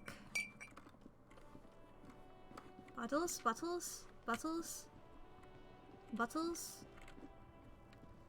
bottles. Anybody? Anybody? Bottles? Give to me. As a gift? As a present? Anybody? Bottles? A sewer grate. A gateway to a river of filth. Yes, yes. I know I haven't been here before, but I've been here before. I worry not. I will look around, though. Waterlock out of order until Wednesday, 7:15 a.m. A couple of indicator lights are missing from this control panel. Loose wires dangle from the now vacant holes. In the middle is a lever. Beneath it, a small metal plaque. This panel usually closes the waterlock, turning it into a bridge that lets you cross the canal. But there's a crashed salmon and butter sign in the way. Pulling the lever probably won't do anything. Don't knock it till you try it. You pull the lever all the way up until the metal clicks against the contact pins. You hear a soft clunk. Then, nothing happens. A spring brings the lever back to its original position. You still need to close the waterlock to get across the canal. Some other way. Wasn't there a sign over there saying functionality will be restored on Wednesday morning? Hello there. G'day to you, officers. A burly man hangs out by the waterlock, carving up a generous serving of salami with an old hunter's knife. His eyes are fixed on a man stranded on the other side of the waterlock and on an enormous billboard that has fallen down into the canal between them. His posture is relaxed. Despite his powerful build and a knife in his hand, this man resorts to physical intimidation only infrequently, if at all. First things first, what are you doing here, man on the waterlock? My friend Barry the Butcher is stuck on the other side of the waterlock. I'm keeping him company, and eating his salami. Ha! From the corner of your eye, you see a man in a yellow shirt and grey overalls waving at you from across the canal. He seems disappointed about the wreckage on the waterlock and the salami. Very good stuff. Anything I can do for you, officer? The man on the waterlock picks the skin off a slice of salami and takes a sizable bite. Do you know what caused this wreckage? I wasn't here to witness it, but those look like tire tracks on that sign. Weird, huh? Then again, plenty of daredevil drivers in Revachol. The words Daredevil Driver sound ominous to you. Too bad it also takes a year and a day to repair anything around here. Especially a waterlock. The rest of the coast is closed off till then. What's that lever that does nothing? It's supposed to operate the waterlock, but as noted, it's all junk right now. Disabled because of the blockage. Why is it disabled? Safety measure. Turns out the panel needs a special key to be reactivated. Wouldn't want anyone moving the waterlock with debris still in the channel. It'll be restarted on Wednesday morning. You want to do the honors when the time comes? Do I ever? Great! Just drop in on Wednesday if you want to see the waterlock at work. They say the canal crew will be here at 7:15. The coast part of the map is Shut inaccessible the fuck until up. the Well, there's the fishing village, an abandoned fish market, a bizarro church. Not much use to the congregation, though. There always seems to be something wrong with it. He thinks for a moment. Yeah, not really much else. Just bombed out ruins. Do you know what's further down the coast? Well, there's the I just fish- said that, yeah, sorry. Not really much else. Just bombed out ruins. Can I have some of that salami? Sure thing. He cuts off a slice of salami. Want some too, officer? He turns to the lieutenant. Why not? The lieutenant ponders the offer for a moment, then decides to go for it. He takes a slice of salami from the man and chews on it. Right, bye. Thank you for the salami, kind stranger. Ooh, fingerless gloves plus electrochemistry. I don't really want my electrochemistry to be doing more than it's doing right now. That guy's a piece of shit. I know I am saying that about a part of myself, but you know, fuck that guy in particular. I mean, he does control the fucking part, but... Roy's Pawn Shop. Fast cash for faster times. But, you know, he's the drug guy as well. Ooh, health. Why, hello there. Some kind of machine. An antique cash register? I can hover over that. Mostly military wear, with a few more eccentric fashion items thrown in. A typical Martinez streetlight sits among assorted floor and table lamps. Let your gaze run over the streetlight. The light pole has been carefully cut, and the wiring has been redone and attached to a standard indoor plug. The light buzzes faintly, but persistently. That a streetlight? Yes, officer.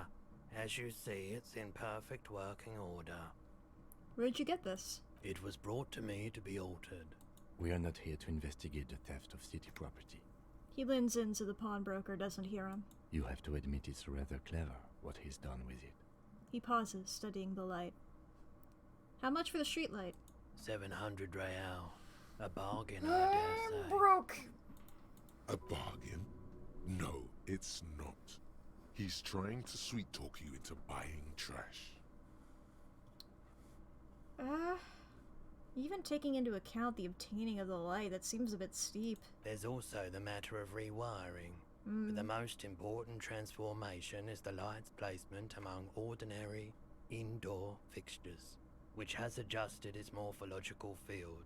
The light became suitable for use inside the home just a few days ago. Neat. That was hoverable. Nothing over here. There's Kim. And that guy. A bust of a woman. The plaque simply says DEI. In the dark, a film projector is whirring away. You see rows of toy soldiers guarding the rest of the trinkets displayed on the table. Some on horseback, others in rags, others yet in bright blue uniforms. All are stern and unyielding in their duty. Try to find something pretty and cool here, then use it to win her back. Win her back? Yes. Buy something nice. A figurine. This sounds off. You shouldn't trust this guy. Inspect the knights on horseback. Big men on big horses, clad in lamella armor and carrying flintlocks, the kind that would mow down a line of enemy soldiers in the blink of an eye. Who are they? Franco-Nigerian knights. I used to be very serious about these guys. A long, long time ago. Inspect the blue uniforms. They're not all blue. These figurines also wear gold coats and caps, complemented by orange trousers. They are variously posed, wielding swords and rifles with bayonets. Wait, this looks like Renee. The old guy who's playing pétanque? This is what the loyalists looked like, yes, at first. Then they wised up and got camouflage. What exactly are these? Which ones? Ah, royalist soldiers from the time of the Revolution. The uniforms are painted a bit too brightly, I suppose. This set of soldiers isn't meant to look impressive. A few have rifles, but most of them carry pistols. Some even shovels and tall sticks. Are these even soldiers? You're probably talking about the revolutionaries, yes? Yes, they are soldiers, revolutionary soldiers. I think their poverty has been exaggerated for effect. When you place them next to the royalists, it doesn't seem like they could possibly win.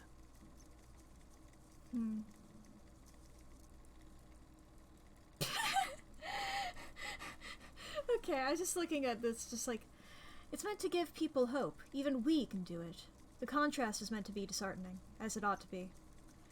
I wish it was more nuanced. As it stands, I cannot comment. It is impossible to win against the cohorts of capital. Ask my friend Garth, whose bitch it made me. That's a good...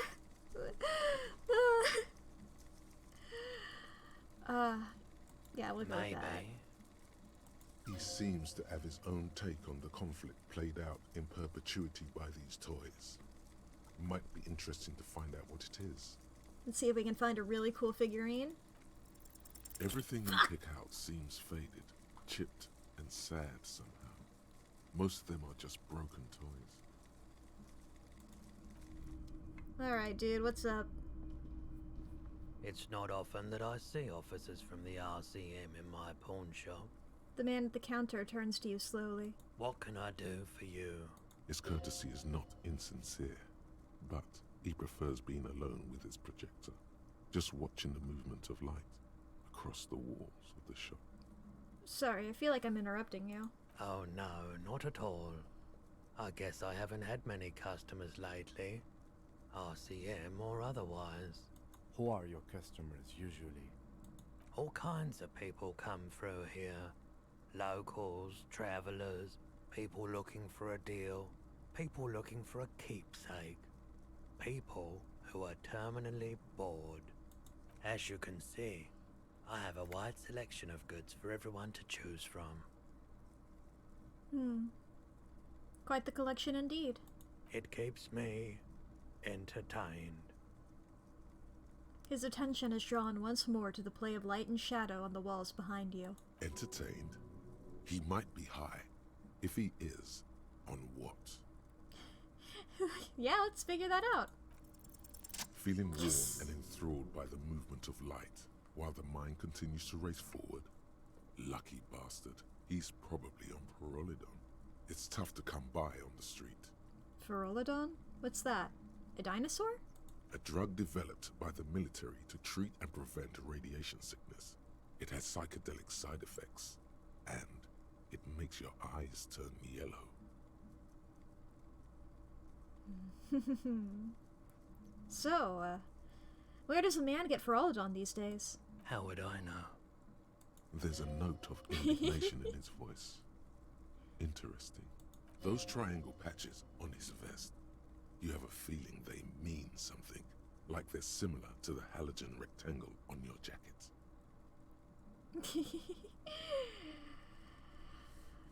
No judgment. Just curious. I probably did loads of Pyrrolidon before I lost my memory. I've had to take it. You know, since the People's Pile cleanup. I was with the Emergency Relief Brigade. He's taken for mental and emotional, not physical pain these days. People's Pile? What's that? A bad idea. Some poor leftist built a particle decay generator in hopes of bringing affordable electricity to underserved communities. It malfunctioned. Radioactive waste everywhere. Probably some of it in you too. Tell me about this emergency relief brigade you were part of. We were an all-volunteer force. Self-organized. Tried to help the fire brigades contain the spill. I lived by the river since I was a small boy. The Esperance didn't have the art to let it all go to shit without trying to do something to help out. There wasn't much the volunteer force could do, however. We wasted years in the river mud. Years getting sick. He looks at the spiraling light and stops. Must have been tough radioactive cleanup. There's a reason why everyone's tried to forget any of it ever happened. And why no one has tried to repair or replace the pile. So much disappointment. And early deaths. Cancer mostly. And we knew all that was coming even as we were cleaning up as best we could. Whose fault was it that the generator failed? No one's. Everyone's. He sighs and shakes his head. So much bitterness. A bunch of poor people built themselves a primitive nuclear reactor, hoping for the best. What do you think is going to happen? Damn. This is another thing that I didn't know about. The cleanup happened 15 years ago. I was young then. Later, my second aunt died. Left me this shack and all the assorted junk in it. So I came to Martinez. People told me don't go there. It's a shithole. I said, people, we just had a nuclear pile meltdown. I'm gonna get as far away from Forburg as I can. Still in the same city, but... Thank you for telling me. I like the theory more than the story. Outward movement, not vortices. Yeah, you gotta get in on those vortices, my man. Shut the fuck up, electrochemistry.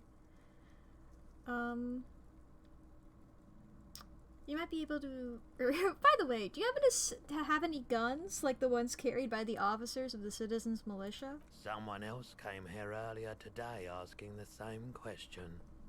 I promptly sold her the gun you pawned a couple days back. What? Sold? The lieutenant shifts from one foot to another. Alert. I sold you my gun? You,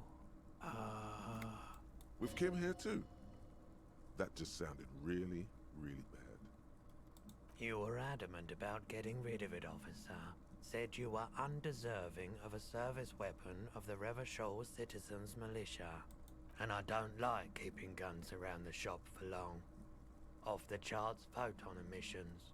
The unhealthy kind. He's not telling you the whole story. It seems he's trying to spare you. I have a feeling there's something you're not telling me. You weren't quiet yourself, officer. What was I like? You were very distraught. You said the gun was a threat to your life and that you can't trust yourself with it tonight. And that you need the money. When I said that I don't normally buy firearms, you put the gun barrel in your mouth and sort of sucked on it. Then I agreed to take it. Sorry, it just makes me think of that scene in Assassination Classroom where the guy eats the ramen with his gun as a utensil. You sucked on a gun? Good. Very normal. Very normal. Wait, how much did I sell the gun for? 15 real. That's The shit! lieutenant looks from you to Roy, and then back to you. It's clear that he hopes this tableau might still turn out to be a bad dream. It's not, though. This has got to be the most. Wow. There's pity there, too. In case you didn't notice. I'm sorry you had to see me like that. We don't have to talk about it anymore. No apologies necessary, officer. Was the buyer a policeman too? She didn't seem like a policeman, although she kept referring to herself as a pig, which was odd. I found her interest in the gun a bit obsessive, but I was just happy to get rid of it. I remember now. And of her. Truth be told, she was terrifying. Right, so let me get this right. You sold your sidearm, issued by the Citizens Militia, and now a civilian is running around the streets of Martinez with it? Yeah. Miraculously, his face does not reveal what's happening inside. I don't like it either. What if she intends to commit a crime and blame it on the Citizens Militia? You're right that she could cast aspersions on the force. We have to find out. Any idea where I can find this buyer?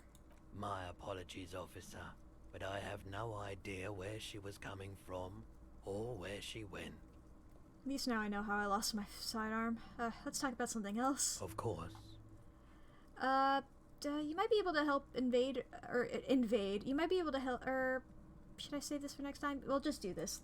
I doubt it, but I can try and answer any questions you may have. Know anything about the recent hanging? I do my best to keep my distance from all manner of butchery. Bad for business. Bad for everyone. Fair enough. No one likes to see what you have to see every day. Think you could help me get a corpse out of a tree? The corpse behind the hostel, I assume. I don't have a truck with a mounted platform or anything of that sort myself. Ask around the harbour. There might be some workers there who'd be willing to help. Yeah, I'll do that next time. The pawnbroker's gaze is already fixed on the dancing colors.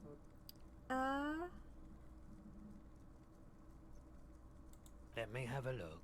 Like to sell? Anything else you're thinking of selling? This postcard?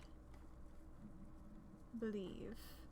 I don't think I have any. If I recall correctly, there's no use for these postcards. So just, here you go. I got 13 cents. Goodbye. Got nothing Another else. time, perhaps. Yeah.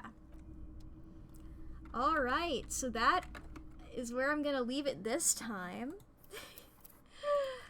Okay. Thank you all for joining this episode, this stream for Disco Elysium.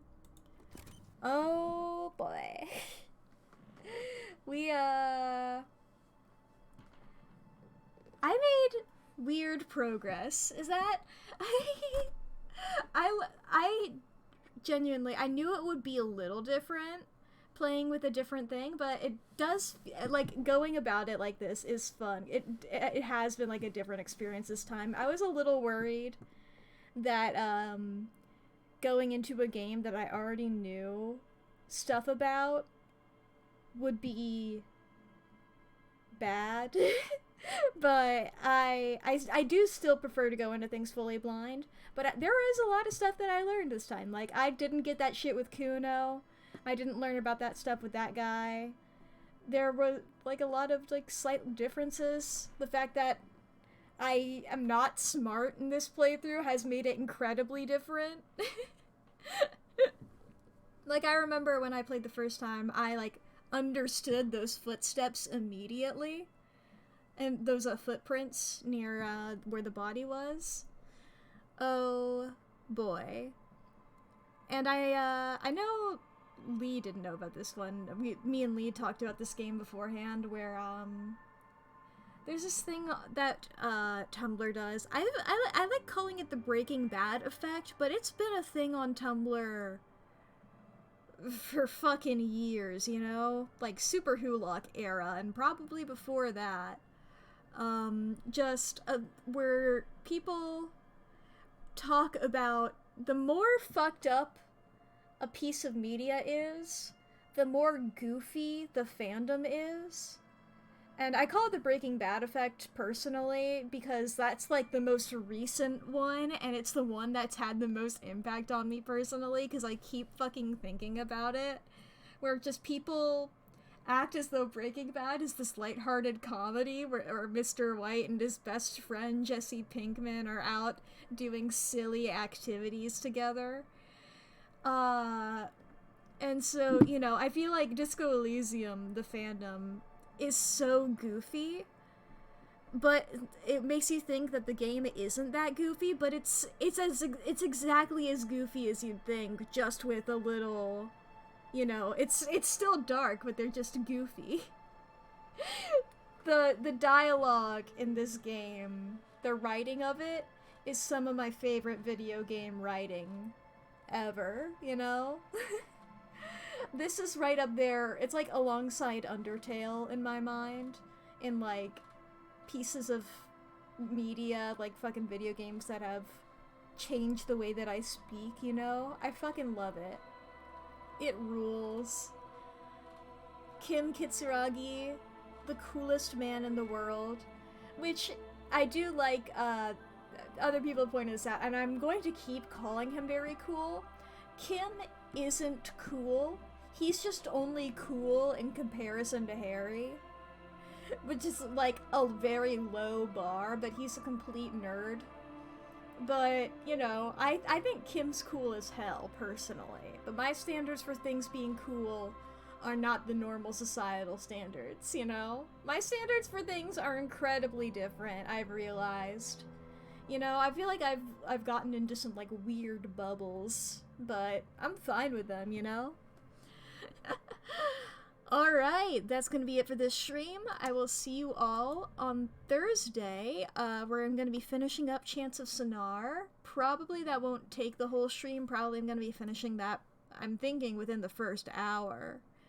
That's my current running theory. After that, I'm gonna be doing some Sims. Just for, like, little build challenges, or either build or cast. We'll see how I'm feeling on the day. But, you know, some Sims 4 stuff. Then, Monday and Tuesday, we're gonna be continuing Disco Elysium. Oh, boy. I love this game. It's great. Okay, maybe I'll actually get far enough in the game to figure out who fucking murdered that guy. I feel like I did get sort of far, and I don't know. There's still shit for me to discover, so that's great. Yeah, I think that's about it. Thank you all for watching. Bye!